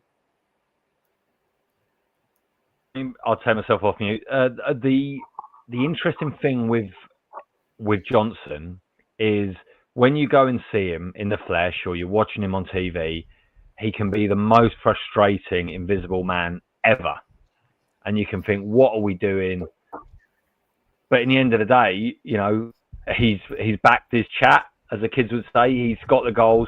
And him and Morgan Gibbs-White have definitely got history, definitely got a track record, definitely got a connection. Ironically, if we were going to sign a Forest player, when we signed Jono, I would have preferred to sign Morgan Gibbs-White at that point. But look, it's an interesting one, and normally getting a new manager in is almost like I always worry because I would press and reset, and the new manager is going to want to come in and have a look at the players, and he's going to see, they're quite good, they're quite good, they're quite good. All the players there are good, okay? as much as we slate some of them, there's no player in that Spurs squad that hasn't gotten there on merit, right? So whether Frank looks at Johnson, whether Frank looks at Bissouma and wants to give him another go, Sonny even, who knows? But I don't necessarily. Who's to say? We could probably, in the same way we were talking about earlier when we were on the Romero debate, that sometimes in previous guises we didn't ship on players when their stock was highest. When is Johnson's stock higher than now? The GA that he got, a goal in the Europa League final, you know, I don't know. But look, it's, again, I think, Connor, you said it. If you're going to back the manager, if you're going to call for backing the manager, you've got to wear it, right? And if Frank the Tank wants to go streaking to the quad with Jono, I'm taking my trousers off right now, baby. Anybody else, real quick, want to take a little take on this one? I have a theory, right, that if Johnson was actually more Welsh and he came out in an interview and was basically like, I don't know what I've got to do to get better or for these guys to actually like me. I'm 15 GA my first season. I'm 24 GA my second, and I can't keep them happy. Like, what am I supposed to do? I like that. So if he came out and did that, I was like, I've got a bloody song, Ole Ole Johnson, and they still can't fucking have me. I think if he did that, everyone would be like, all right, let's have him. Let's have him. Bravo. You know what I mean? Yeah. Bravo. That's what I think. I thought Bring it in the started really accent. bad. I thought our accent. I was like, "Where's he going with this one?" Where's he and then going? you landed it, didn't you? You fucking Landed landed it. Landed. Can I just say, that is the first time that there's been a decent accent on this channel. The first time there's been a decent accent on this channel. Normally it sounds like a Rastafarian who lives in Glasgow. Come on now, what are we doing? I try. I'm not quite as good as I didn't know we're having a competition, but if we are, then I fucking play a part in that. I promise you I will. Nice one. Let me carry on with the super chats just real quick, and then we'll get back to whatever we were talking about a second ago. Outgoings. Big Country Chris is saying, with all these bombers, it's time for a Frank. We love that, mate. We love that. I'm looking forward to seeing what Thomas Frank can do. I actually think Thomas Frank's sitting there going, I'm shitting. I'm not going to do a Danish accent. I'm going to carry on the Welsh accent. Frankly, I'm quite shitting myself. I never had so many options. I have. It's just amazing, isn't it? Proper. I'll have to figure out the Danish accent for next stream. And RFS 1899 Roberto says, let's keep this going. Visser and Wharton. That'd be quite something, wouldn't it? It'd be absolutely amazing. We'd have more attacking options than the IDF or something. I don't know. That'd be sorry, I shouldn't have said that. Absolutely insane. Going to get cancelled, but we are 2 hours and 20 minutes in, so I'm hoping no one's watching. Although the hackers are probably watching, and they're probably from that part of the world. So anyway, where do we get to on the outgoings train? Connor, I'll come to you, mate. Outgoings? Yeah. What are we doing here? Just very quickly on the Johnson argument. I think there's an argument to say, when you're playing against low blocks, Kudus and Maddison, and when you're playing and you want to hit teams on the transition, it's maybe Gibbs-White and Johnson, right? So I think it's about having different profiles, different systems. We know that Frank is going to be a lot more adaptable. So although I agree with what the guy said on Johnson, I don't think he impacts the game enough outside of scoring tap-ins. 24 GA, what are we doing? 24 GA, what are we doing? I think he's still a good option to have. So, but in terms of outgoings, look, I think Solomon is definitely one. I'd like to see Richalison move on now. He's an availability issue, and I just don't think he's good enough. Bissouma has to go. As I say, there's an argument for Son to go now. There's a fair few loans I think you want to do, like Micky Moore needs to go on loan, ideally in the Championship to develop a bit physically. And at centre back, I don't know what they're going to do with Vuskovic, whether they're going to send him out on loan.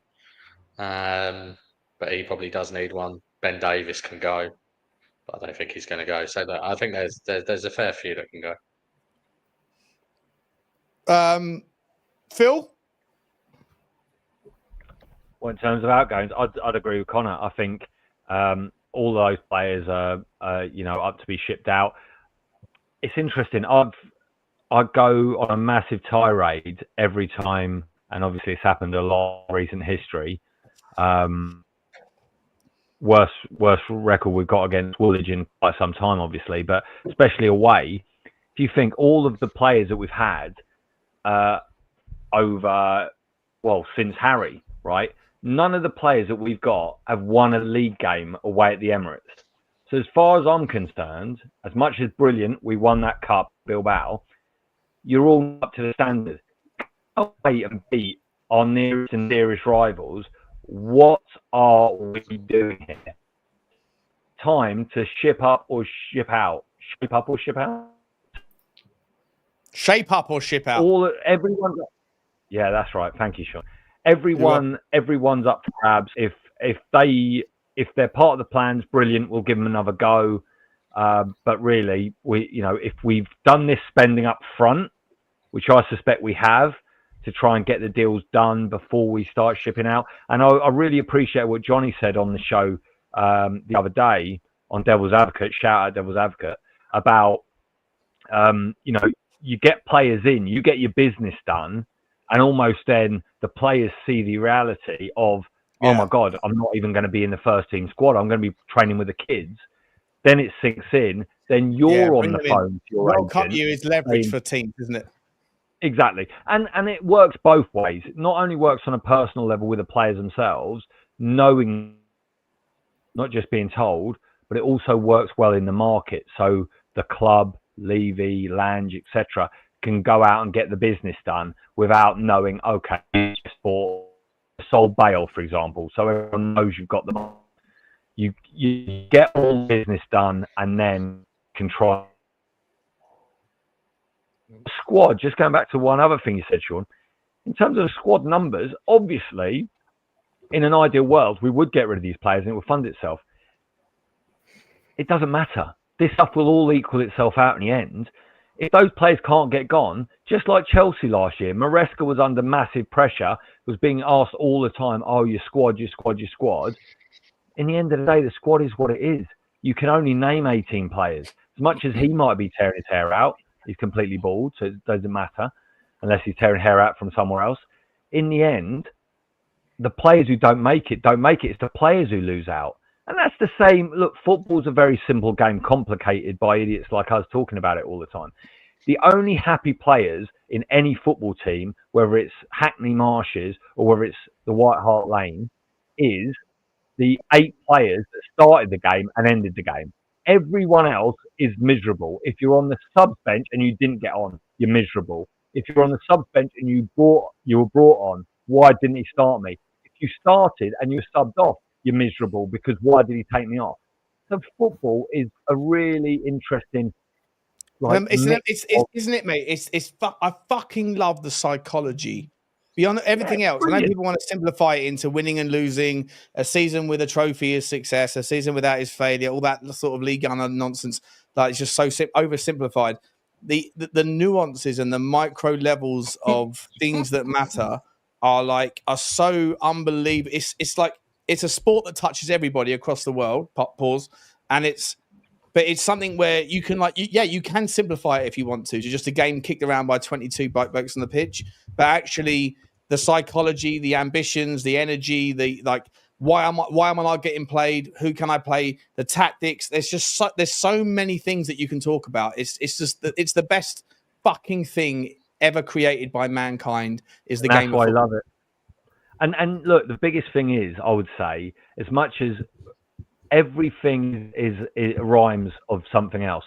Every time we're linked with a player, and there's 1,000,001 WhatsApp groups that you're in that fire off untold for 5 minutes, you come back and there's 300, messages you've got to catch up on. Every player is a WhatsApp group with all of their family, right? Especially the close ones, with their mates, with their agent. They're not picked. Why aren't you picked? You should do this. You should do that. You should do the other. And in the end, what are they meant to do, right? It's their job, but it's also a sport. You can only, the manager makes a decision and they're picked on it. So it's going to be fascinating to see. But again, for me, look, we've won one trophy and it's brilliant. I'll always remember it, right? And I don't want to forget it. You know, we should be lauding it up all summer long over everyone else who didn't win a trophy. And yeah, I'm looking at you, Woolwich. But in the end of the day, if you haven't won a league game away at the Emirates, right, your place isn't secure for me, right? Bill Nicholson, even though Levy has now been here much longer than Bill Nicholson, so, you know, let's think about that for a moment in terms of influence on the club in its entire history. Bill Nicholson said Spurs are in 2 cup finals every season at least. Arsenal at home and Arsenal away, and then whatever else we qualify for, right? Yeah. In the last 3 seasons, we haven't won 1 cup final in those terms. We've won 1 in Bilbao, fantastic. But we have got to do some serious damage to a lot of teams in the league. And I'm very hopeful under Frank that'll happen. But let me ask this, Phil. We do have a little bit of work to do with the squad though, because just like the homegrown, non-homegrown numbers. I mean, I know are we deciding with the to sort of just adjust a little bit?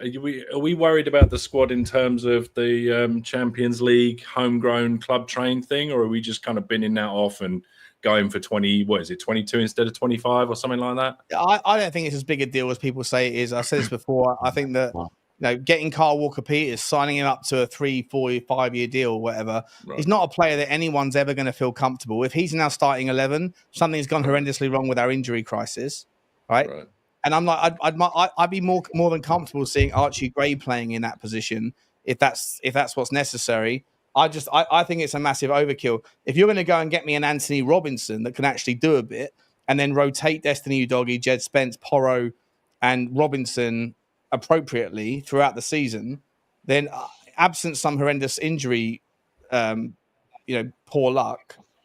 Which again, like Kyle Walker-Peters isn't going to play very often unless there's a massive injury crisis. He's the 4th choice, and the 3rd choice in Jed Spence can play on either side equally, right? So, I don't see it as a problem at all, and I don't want. And I think also the other variable here is that in January 2027, Harry Kane is scheduled to leave.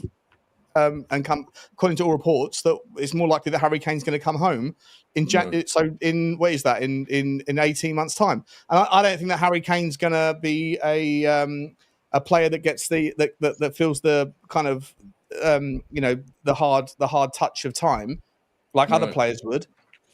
So I just don't see it as an issue in the short term. And if it is an issue where you need him, then we've got bigger problems. We've got bigger fucking issues because we've had a monster injury crisis. So just to go over, are you saying that Harry Kane's going to come back to play left back? He's our left back option. He's another 10. We need another 10. Go and have a 10 to cover the 10. Mate, Anthony Robinson is a fucking baller. He's an absolute baller. If you can go and get him, then Tottenham's Tottenham's 4 options at fullbacks, I would argue, are the best in the league. I would say you stack up our 4, Udogie, Jed Spence, Pedro Porro, and Anthony Robinson. You compare that to any 4 options across any. I don't care. We're better than City. We're better than Liverpool. We're better than Chelsea, and we're better than Arsenal. In my opinion, those 4 that's depth. That's what you want, especially if you're a team that under Thomas Frank is going to use width through the fullbacks in the overlapping sense. So that's what I would go and do. That's what I would go and do with the rest of that money. Go and get an Anthony Robinson, go and get a 6, and then I'm good. I'm fucking good. Really happy. Just to give you an idea of just some of the issues that we still do face, though, with the Premier League non-homegrown player numbers. I mean, this probably needs to be a little bit adjusted because Alejo Veliz is on here, and I know he's gone. But you're still looking at Guillermo Vicario, Kinsky, and technically Josh Keeley, and then Brandon Austin, because you have to have Brandon Austin because for Premier League rules, you've got to have 7 homegrown players. Oh, we've got 7 and we need a minimum of 8. So if Brandon comes out, then obviously you've got Morgan Gibbs-White coming in, so that takes a spot. But Ben Davies is on there. He could still possibly go to Wrexham, so then you've got to bring somebody in for him. I mean, the nice thing is you got some notable under-21s because you got Tel that doesn't necessarily need to be registered, Archie Gray, Berghvall, Odegaard. Luka Vuskovic doesn't need to be registered, which is nice. Neither does Takai. So, but there's still, you've got to get Brian Hill out the door. You've got to get Solomon out the door. Bissouma possibly, Sonny for sure. I mean, there's still some work to be done, But the nice thing is that Matt Law can suck it because we clearly didn't need to sell before we could buy. Thank you. Sorry about that. I'm usually quite composed, but fucking hate that bloke. Drew, can I ask, you and Connor might be well versed in this then. If we don't make the 8 figure for the Premier League homegrown rules, what is the upshot of that? Is it like a penalty? Do we have to have it to even enter the competition, or do we just have one less place in the squad? It won't be an issue for us because it's more on the other side, i.e. you can only have 17 non-homegrown players, where to Drew's point, you've got to cut definitely the likes of Solomon Gill. Feliz has gone already. Keely's got to go out on loan probably, and then obviously we just signed Gibbs-White hopefully, so that adds to your homegrown. That gets you to the 8, depending on what happens with Davis. And then if you don't fill the 8, you would technically just fill it with one of your under 21s who are homegrown. So that you would just bring somebody up, but it would almost count as you could put Dane Scarlett, for example, into that spot, but it would just mean that, in my eyes, it would just mean you didn't do the business that you could have done to then, you're not utilising that spot with somebody that could come in and fill it with a bit more purpose. The bigger issue is the Champions League one, because in that one, if we don't sign any more club trained players, we will definitely only have a squad of 22. But which is fine though, right? Agree with Sean. Yeah, I completely agree with you, Sean, because I don't think you should make strategic club planning, squad planning decisions around going from 22 to 23 players because you're worried that 3 fullbacks are going to get injured, and then you sign someone who's not of the required quality. For me, that's not the way. The amount of times that I've heard. No, I'm going to call him out as an example, but he's definitely the only one. I love him to pieces. But Danny Kiriakou, when we had injuries to 5-6 centre backs at the same time, and he was. This is why you hate Daniel Levy, because he didn't sign a 7th centre back on the off chance that 6 of them were going to get injured. It's like, come on, Danny. At some point, you have to just curse Lady Luck and go, that's just the way it is. Right? You can't have 19 fullbacks in case 17 of them get injured. You only have a squad roster that is so big. And I think that we've gone through the deadwood. The deadwood is gone. If you sign Kyle Walker-Peters for the off chance that we get 3 fullback injuries at the same time, you're going to have a deadwood member of staff again for the next 2 or 3 years. Just train these guys up, weather the storm, get some of these guys that are progressing. Hopefully they're going to be good players. Unfortunately, we haven't got a fullback in our youth academy that's progressing or that has broken through. But some of these other kids are going to do it. And so you just go and get a 4th fullback and then hope that you don't. And then just, if you have a problem where Mikey Moore needs to step up or whatever else, then you should be okay. The more you look at the Champions League squad, is where Connor mentioned, is where it gets. I mean, if you really want to try and at least get into, be that top half and get through or go through a qualification. I mean, again, based on this list, which needs a tiny bit of adjusting, but we've got 23 European non-locally trained players, and you can only have 17. Yeah. We've got 7 association trained players, and 4 can be used. So now you're looking at the likes of Luka Vuskovic and Takai, even though they're okay for the Premier League because they're under 21, you'd have to register them in a Champions League squad. You've also then got to pick 4 from 7. So you've got to pick Solanke, Davis, Maddison, Johnson, Spence, Gray, and Phillips. You've got to pick 4 of those 7 names. And then Brandon Austin being the only club-trained player, you're now in a situation where you've got Vicario, Kinsky, and Keely all taking up spots. I mean, I know that probably isn't going to be the way it pans out, but it just goes to show the difference in what you need to do in one squad versus the other. Like you think, okay, the Premier League squad is great. Vuskovic can get a spot, but is he going to be upset that he's only going to be able to play in the league and maybe domestic cup, and he can't play in Champions League squad unless you're going to actually register him? But then you could use that squad place for somebody that is more suited to going straight into the Champions League. And that's not trying to do the kid a disservice, but he's 17, 18 years old. if you're going to take somebody into the Champions League and you want to try and progress, we've had the conversation of, kids are all well and good, but we want to compete. So how are you doing that with 17-year-old centre back? Unless he's the second coming of, Franz Beckenbauer, in which case, whatever. But I don't know. So there is just a lot to dissect there, and there's a lot of work to be done. But again, it's nice that we're sitting here now saying, oh, what do we need to do? Who could go out? As opposed to he has to go out because we need 17 million because somehow we've got to rob Peter to pay Paul over here. The fact that we've brought in 2 top-notch players and everyone's sitting up and taking note, Plus, if you think about it, technically, we've done Danzo as well.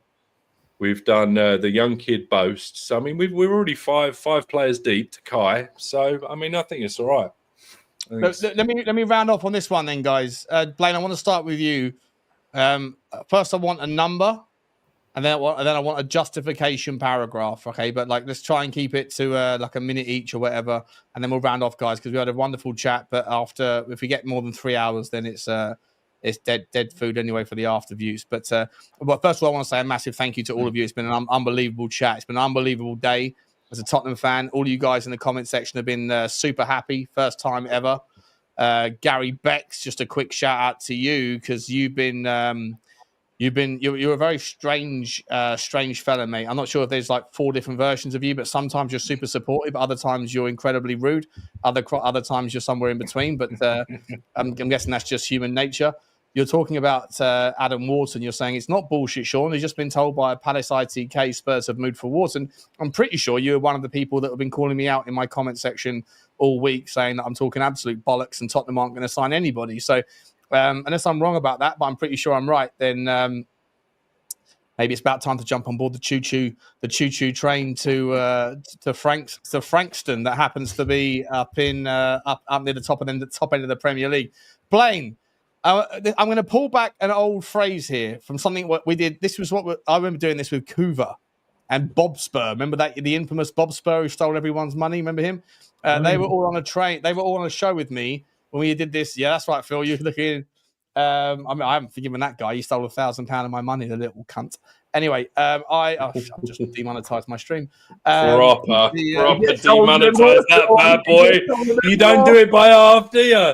We've already had questionable. I'm going to try and drown out the bad word by saying grunt, front. Don't pick it up, please. Blaine, thus far, the window thus far. What would you give it out of 10, Blaine, and why? So I posted in your group chat yesterday or maybe 2 days ago. I thought the window, after the back of Kudus being confirmed, was about a 5.5. I'm going to elevate that to a 7. As it stands. You're at 7 thus far, yeah? Thus far, yes. Thus far. We're bringing back the thus far t-shirt, by the way. There was a thus far t-shirt a couple of years ago. That's going to come out in the merch as well.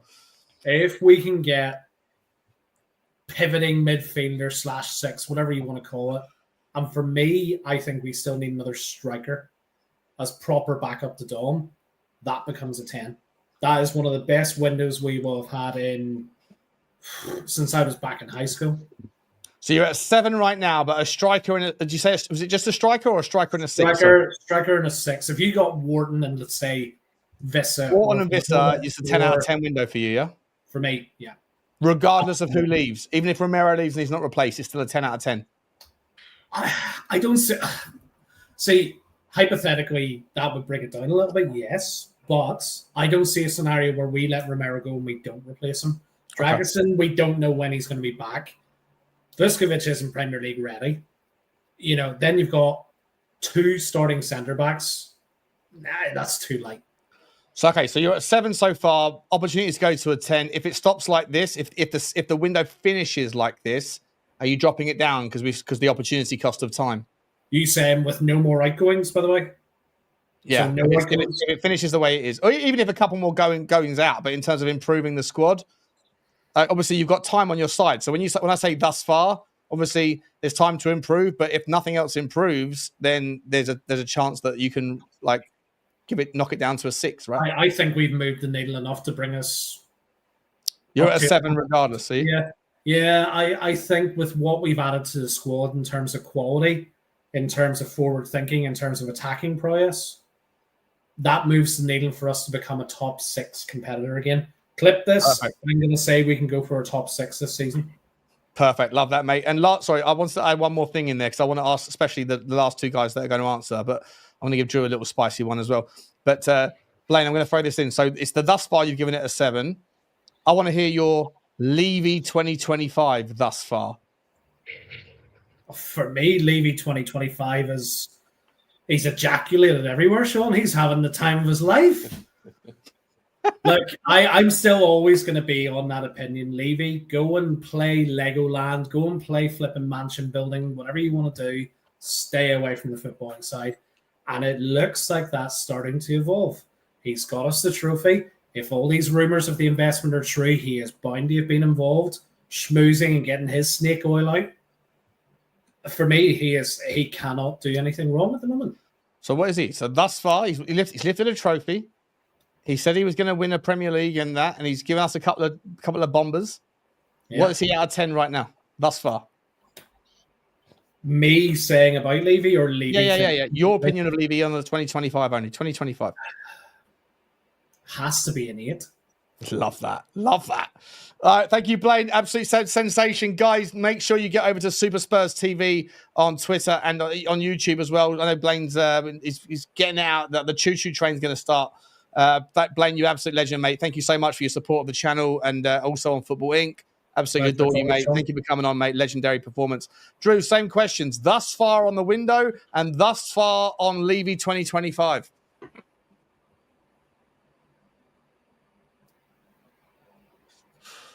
Six and a half on the window, just because, although I think the signings are really good, I arguably think a more defensive-minded midfielder and cover on the left side of the defense is a little bit more important right now. I don't know how I feel about that. No, I'm saying the words out loud, but I'll stick with it. And as for the bald David Brent, I'm gonna give him. Did you see him when he was doing the little speech? That sometimes I feel a bit sorry for him because I feel like he's out there on the spectrum somewhat. He did that whole we finally did it or we won, and it was just like I expected this really loud like cheer, and it was just like you heard like Doris off in the background going, "Yeah, Daniel," and it was just like, oh man, dude can't catch a break. So I don't know. I'm going to give him a 7 because he has ultimately, regardless of who is pulling the strings in the background, when he came out, I was very much like you, Sean, when they came out and did that sit down, him and Vinny, and they turned around and said that, and then they went off, and then everybody looked at it, and everybody at the club apparently watched it, and then the media team were like, "Yep, let's go with it." And then we're all sat there going, Champions League, Premier League. Like, Did they watch this before they put it out? Somebody's putting their money where their mouth is. So I'm all for it. Long may it continue. So you're giving Levy's year is better than Tottenham's summer thus far. Yeah. Love that. Love that. Yeah. Well done, Drew. Yeah. Spurs Talk Shows, comment there, guys. youtube.com/@SpursDieHardTTID. That's where you can find Drew on a Friday. It's also where you can find friends of the show, Ian and Adrian. Please do get over there and smash a subscribe to their channel. And I appreciate you coming on, Drew. You're always a fucking champion, mate. Love you to pieces, mate. Thank you so much. Love, mate. Love spreading the stream. Love sharing a screen with you. Phil P. Absolutely love it. Absolutely love it, Johnny boy. Proper fucking Tottenham boy. Proper. Phil P. Same questions to you. Difficult ones for you, mate. Thus far, the season, the summer, and the year for Daniel Levy. Mate, listen, a bit like Levy himself, every time you think you've got me cornered, that's when I come to play, yeah? So you've never, it's not difficult. It's not difficult, mate. You've asked me a question, score it out of 10. It's not like exactly my life depends on it, like Ange. Your reputation will when I mud you, when I clip this up and mud you later. Don't know about that. Listen, you worry about clipping up when I got you like a good one earlier, yeah? Just worry about that, flat cap. You must be sweating buckets, mate. You must have a massive Pampers on.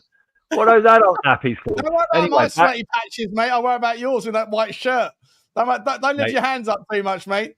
Don't show those sweaty armpits of yours. The yellow ammonia is shining through, bro. We can get back to the question at hand.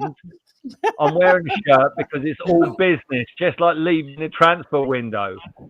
Right, listen. If I was going to give...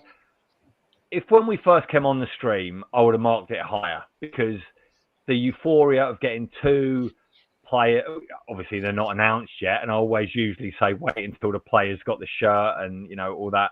But these days, if you get a here we go and then it collapses, mud doesn't cover it. You're literally like Andy in Shawshank, but you never got out of the tunnel. You're just in the brown stuff that's not mud. You know, if you get my drift. Spoiler alert. Less Andy, more Berghvall. You know what I mean? Exactly. But I would say transfer window it would take about 45 years to get out of that tunnel. I didn't know Mr. T was in the Scottish. Yeah, he was Scottish. Shut up. Down with your fucking answer, bro. Come on. He was doing so well. Listen, how would you rate Sean's accents out of 10? I would rate his Welsh accent 8 out of 10. I would say his Shawshank Redemption. Let's move on. Look, transfer windows down a bit. I think you've got to probably say it's a 7.5 or 8. I think it's brilliant. I think Kudos and Gibbs-White go into our first team. So straight away, that's double the amount of first team influence we had last season at the window stage. Obviously, as it turned out, there were other lads that were influential in what they did last season. But, you know, again, as I said earlier, I only judge transfer windows much further on in time and look back and you think, yeah, that was a good one, that was a bad one. But so far, we're doing really well, very excited, very unleavy-like, very Tottenham-like. We are doing a very passable impression of a football club. So it's amazing to see. In terms of Levy, and look, as much as I do bash him for a lot of his actions, Levy has also got to be credited for what's going on. Now, look, we'll never understand why or how what's happening in transfer window is happening, how much he is hands-on or how much he's hands-off with all this stuff. But if you substitute the word Levy or Enoch for Spurs or the club and substitute the word the board for the club have made some really good signings in the last couple of days. So on that basis, we won a trophy, and we won a trophy a couple of months ago.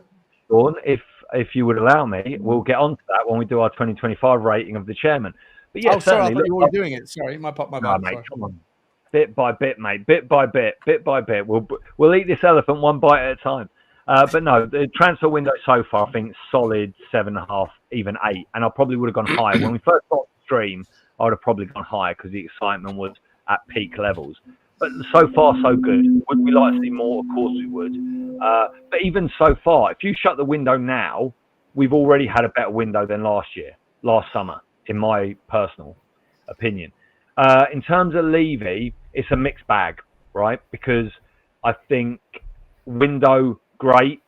Bringing Vinay in, as much as it's controversial, and personally, I wouldn't have probably done it. So far, so good, you'd have to say, even though that video was the ultimate cringe fest. At least there's more communication. We moan about communication. They give us communication. You know, fair play to you.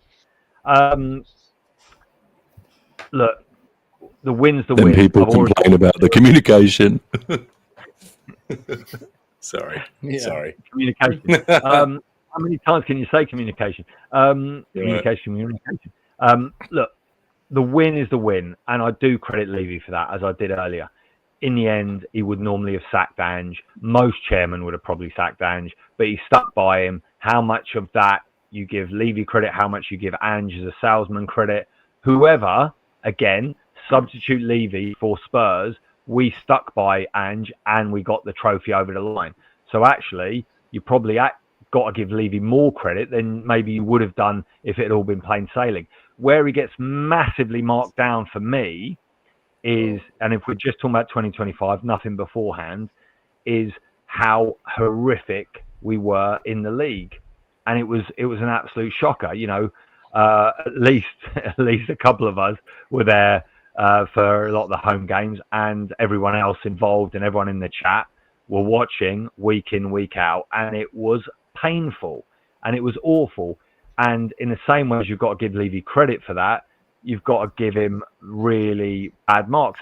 And one thing I think to add into the mix as to why maybe he stuck by Ange, and I'll give him credit for, if this is true, if this little micro theory of mine is true, I think he and the club knew that they'd handed Ange a bit of a hospital pass last summer. I think they knew they'd underspent, and I think they knew that they hadn't given him the tools that he needed and wanted. Now, what he said in the press and what he said in the pressers and to us fans was different. Ange owned it, and I think maybe that went a long way along the line as to why him and Levy probably lasted as long as they did. But I think if you're going to be fair to Levy, I would like to think that he actually took ownership and said, we've not done right by you, Ange. We're building a project here. We've got a lot of youth in, and we hope we wouldn't, but we are now struggling this season. So we're going to stick by our man for a bit, because we know we've at least got specks of blood on our hands, if not all over our white shirt that we're wearing in blistering heat. So what are you giving him out of 10, mate? What are you giving him out of 10? I would say overall, you've probably got to give him a 6, right? Because you're giving him an average fucking rating. Listen, bro. pH is higher than that. pH neutral is higher than that. Listen. If I was going to say 10 out of 10 for the trophy and for getting us the trophy, finishing 17th is an absolute disgrace. So what are you going to mark that out of? Right? So I think if the buck stops at the top. If the buck stops at the top, then absolutely, I completely agree with you. And that's why I'm not someone that lets the buck stop at the top. The one thing I would say, though, and again, if you're criticising Levy, which I do vocally, you've also got to say, and one thing that everyone was worried about earlier in the summer, if you're saying, right, we finished 17th, great, we won the trophy, and that should be seen as a positive, and we can sell this project on to the next group of players, but are we going to be able to do it? And where the spend is on the overall transfer plus wages, etc. But we've ended up 17th. So you let the side down last summer, and in, as Connor, you said, in the January. Yeah, but we're talking about 2025, mate. 2025. Sure, okay, 2025 only. You've let the side down in the January, and we've ended up 17th. But in the end, we've won the cup.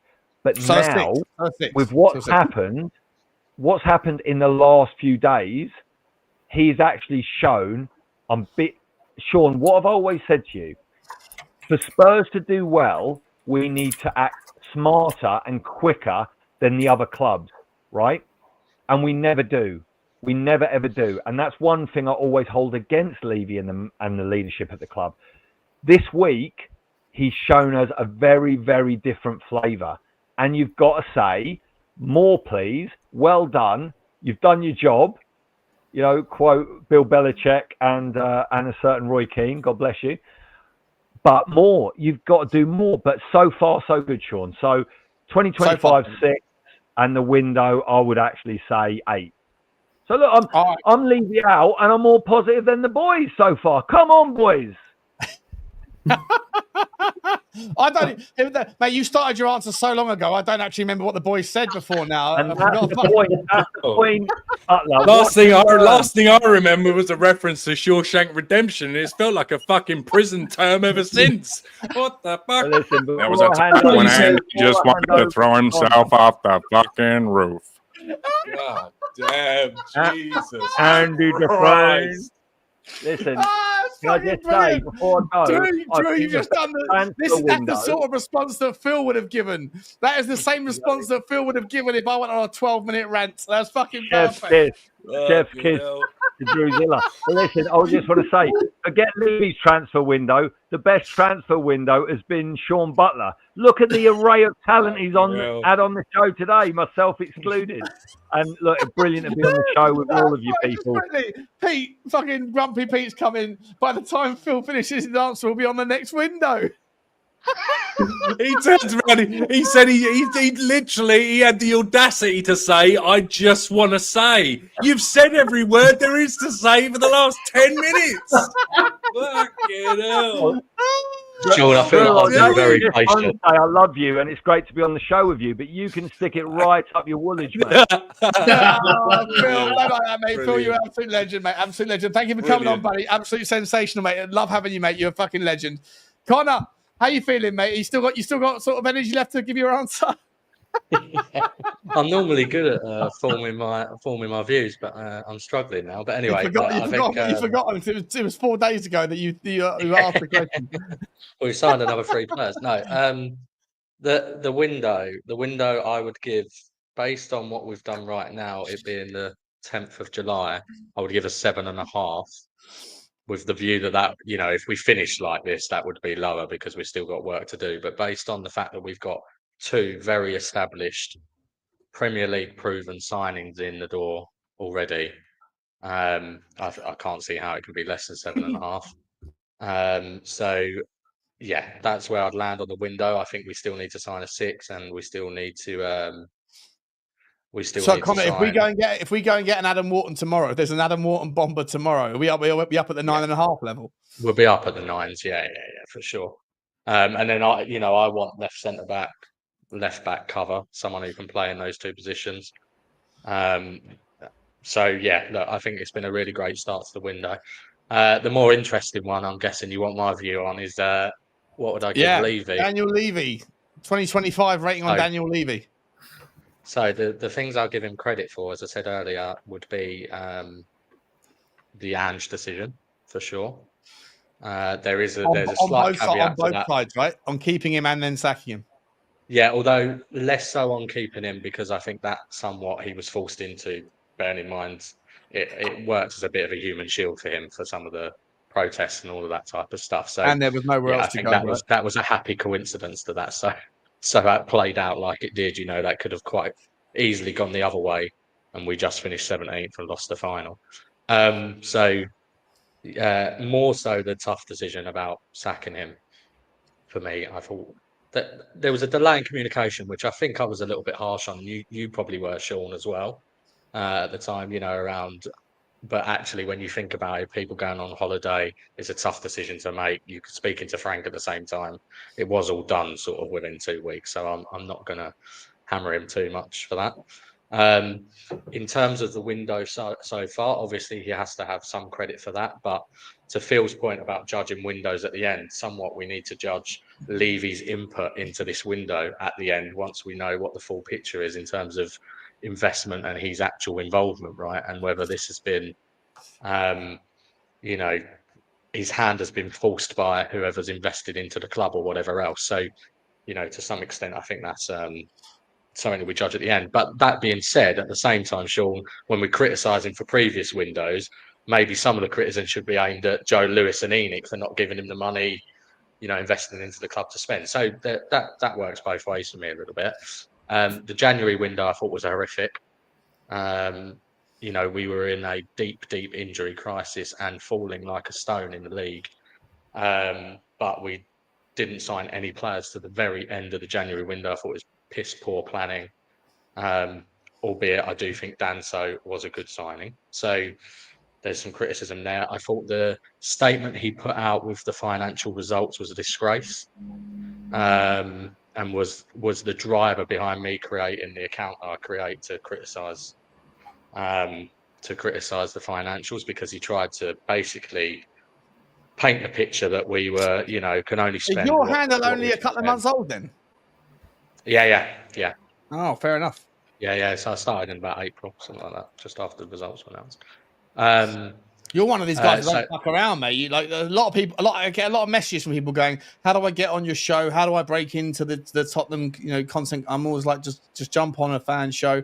You're someone who starts out Levynomics, bang out a few fucking tweets, message a few people, get a few people to invite you on, and now you're part of the community, mate, and we love it.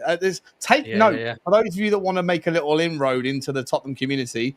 Levynomics didn't even have a fucking Twitter handle as of March, and now he's a mainstay on Spurs Talk Show and many other channels as well. That's how you do it. Just fucking make it. Toys Daniel created a monster. He created a monster. Yeah, exactly. So my overall assessment right now is 6.5 for 2025 alone. For Daniel Levy. For Daniel Levy, yeah. And what was and the transfer window? Transfer window is 7.5. So you've gone windows better than Levy. Drew, you've gone Levy's better than the window. Blaine, it was so long ago that you spoke that I actually can't remember what you said. I went 7 for the window and 8 for Levy. 7 for Levy. And Phil, I dare ask if you can summarise, but what was it you said, mate? Are you on mute? 7.5, 8 for the window, Sean Butler, and 6 for Levy. For Levy, okay, fair enough. And what's your score, Sean Butler? I'm going to simplify. Fucking proper. 8 for the window. 7.5 for the window so far. Because I think as much as I'm all aboard Morgan Gibbs-White, I don't think that he's necessarily solved an issue that we didn't really have. And as far as Daniel Levy goes, fucking amazing, isn't it? Like Fucking proper.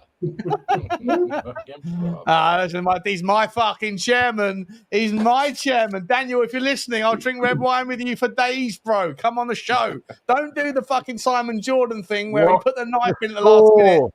I'm with you all the way, Daniel. I'm with you all the way. Guys, I want to say a massive thank you to all of you. It's been score it. You never scored it. What's the score on the doors, George Dawes? I told you 7.5 for the windows so far. And Daniel Levy, I think, is for this year. I think he's at an 8. He's at an 8. He's had a cracking year. He's won a fucking trophy that no one else has won. And I'm only basing that based on the idea that the buck stops at the top, which is not a logic or a methodology that I engage in, but because most people want to simplify things and think that that's the easiest way to go, that I'll participate in your hypothesis. We won you over. Is that what you said? No, I think it's ridiculous. I think that you're abdicating the responsibility and the accountability for people that are paid a lot of money to do their job. But on the basis of everything that happens at the football club is somehow his responsibility, then I would be. I hear all day, every day, people telling us why, like Lubo, who was just calling me. I'll call you back, Lubo, if you're watching. But like Lubo seems to be able to like distance himself from common logic and common sense when he says, Daniel Levy's, okay, I'll give him credit for this. But actually, let me just remind you now of the 100 reasons why I think the guy's a prick. And he can't get on board just like momentary praise because he's embedded in a certain ecosystem. Echo chambers are going to echo. That's what happens. But for me, I think Daniel Levy, on the basis of the buck stops at the top, I think he's had an 8. But I don't personally give him the credit for any of these things. I think he is just a geezer who is beholden to other people above him that we forget to criticize and chastise. And I think that there's other people that are paid a lot of money that should get the accountability, both the good and the bad. I don't think Daniel Levy's... I will always end every debate on Levy with this, which is name me 5 chairmen that you'd rather have. And I don't think you can, but I'm not going to go through it now because we're going for 3 hours and 7 minutes. So I will say thank you, Blaine. You absolute legend. Get over to @SuperSpursTV on YouTube and on Twitter. Blaine, you're an absolute legend, mate. I love you to pieces, buddy. Thank you so much for your support. Going to get you back on again very quickly, obviously. Drew, mate, moderator-in-chief. Love you to pieces, bud. Phil P, appreciate absolute sensation, mate. You're the best-looking guy in the YouTube. Spurs Diehards. Sorry, I've already put the link in as well. Oh, you're good. You're good. Thank you, mate. I'll put it in again. Spurs Diehards is where you can find Drew and Ian and Adrian, friends of the show. And please go over to Connor at Levynomics1882. But you can find him. I think, Connor, am I right in saying you can find yourself here more regularly than we can find you elsewhere? I hope so, because I think I know you're getting about. You're a man who's getting about, right? You're a bit of a slut, but a whore, am I? Yeah. But I love you to pieces, mate, and you're a wonderful addition to the show. So thank you for having me. Thank you for coming on, boys. Thank you for having me. 55 likes away from 1,000, boys and girls. Amazing work in the chat. There's still 752 people watching. Can someone smash a like button? 55. Drum the old thumb. Drum the thumb-a-lama-lama-lama-lina. Never mind, smash the granny. Get your granny to like. This is probably the best way to expedite the outcome here. Phil, I'm going to ask you a question, and you keep talking until we get to 1,000 likes. Smash the wee bunny blue. Smash the wee bunny blue out of everybody. I was going to say, I've never ever seen someone give away their YouTube channel live on stream before, but you abdicated to Connor straight away. That's powerful. That's a powerful argument. I've actually given up. I think this is a key thing for life. Don't ever assume you can convince anyone of anything, because everyone wants to be proved right. Everyone wants to shout loud. In the end of the day, your opinion's your opinion. You're welcome to it. It's amazing you've got it. And, God bless us all. Everyone's got a bum. Everyone's got an opinion. And a lot of them stink. Just 29 to go, everyone. 29 to go. Exactly. Keep going, guys. Sorry. No, please, carry on. What 29 likes or 29 minutes? It's far easier to fool a man than to convince a man he's been fooled. In the words of Obi-Wan Kenobi, in the land of the blind, the one-eyed man is king. Oh, no, actually, sorry. Obi-Wan Kenobi said, who's the fool? The fool or the fool who follows him? There you go. There you go. By the way, the kudos revealing video is now out. Oh, I've seen. I've seen the link. I've seen the. Oh. I don't get the reference. Why is it like a? What's that? When he celebrated for West Ham, he used to go and sit on a stool in front of the fans. So against Tottenham, Sean, when he scored against us. At Tottenham, he's going to get like a proper fucking racing seat, though, right? It's not the same. Yeah. You're stepping up, Mohamed Kudus. You're stepping up to a new level of like a Vicario racing seat. I was going to say it has to be Vicario. It's not sponsored by Ineos anymore. Oops. Here we go. Is this? I'm not even sharing it. Here we go. Hang on. What number is he wearing, boys? What number is he wearing? 20. I think 20. 20. Come on, don't know some world champion is born, That them finna Yeah. Who said them a say them are the champion that me never hear? Could who's the Tottenham and him a go mash it up in every game? Oh boy. He got the pattern and style of as a kick the Get to use from Nima straight out of Ghana. Rise up. So getting FIFA 25, boys. Champion. Star born leader, all eyes on you. Champion. All over the world, you a superstar. I love it. Only wanted Spurs. I love Play it. the truck. Just quickly, there is there has to be like a social media WhatsApp group with all of the social media clan from every club that are all competing on the best welcome intro videos, right? Like there has to be like it's a competitive balance there. And what are we saying? Last, how are we doing on the likes there, Drew? Before we found out, we up to 985. Guys, 15 more likes. I asked you for 1,000. I asked you for 1,000 likes, but at the very start of the show, that was audacious. It was audacity confirmed. Hashtag fucking taking the piss. If you can get me to 1,000, then we'll leave you be. We'll let you get on with your Thursday evening. But just quickly, out of 10, how good of an intro video is that one? That's like 8.5. Them are the champion that me never hear. It's a 20. Could who's the Tottenham and him a go mash it up in every game? He got the pattern and style of as a kick be the name. One more like. One more like and we can all go home. One more like, people. One more like. Great Can work.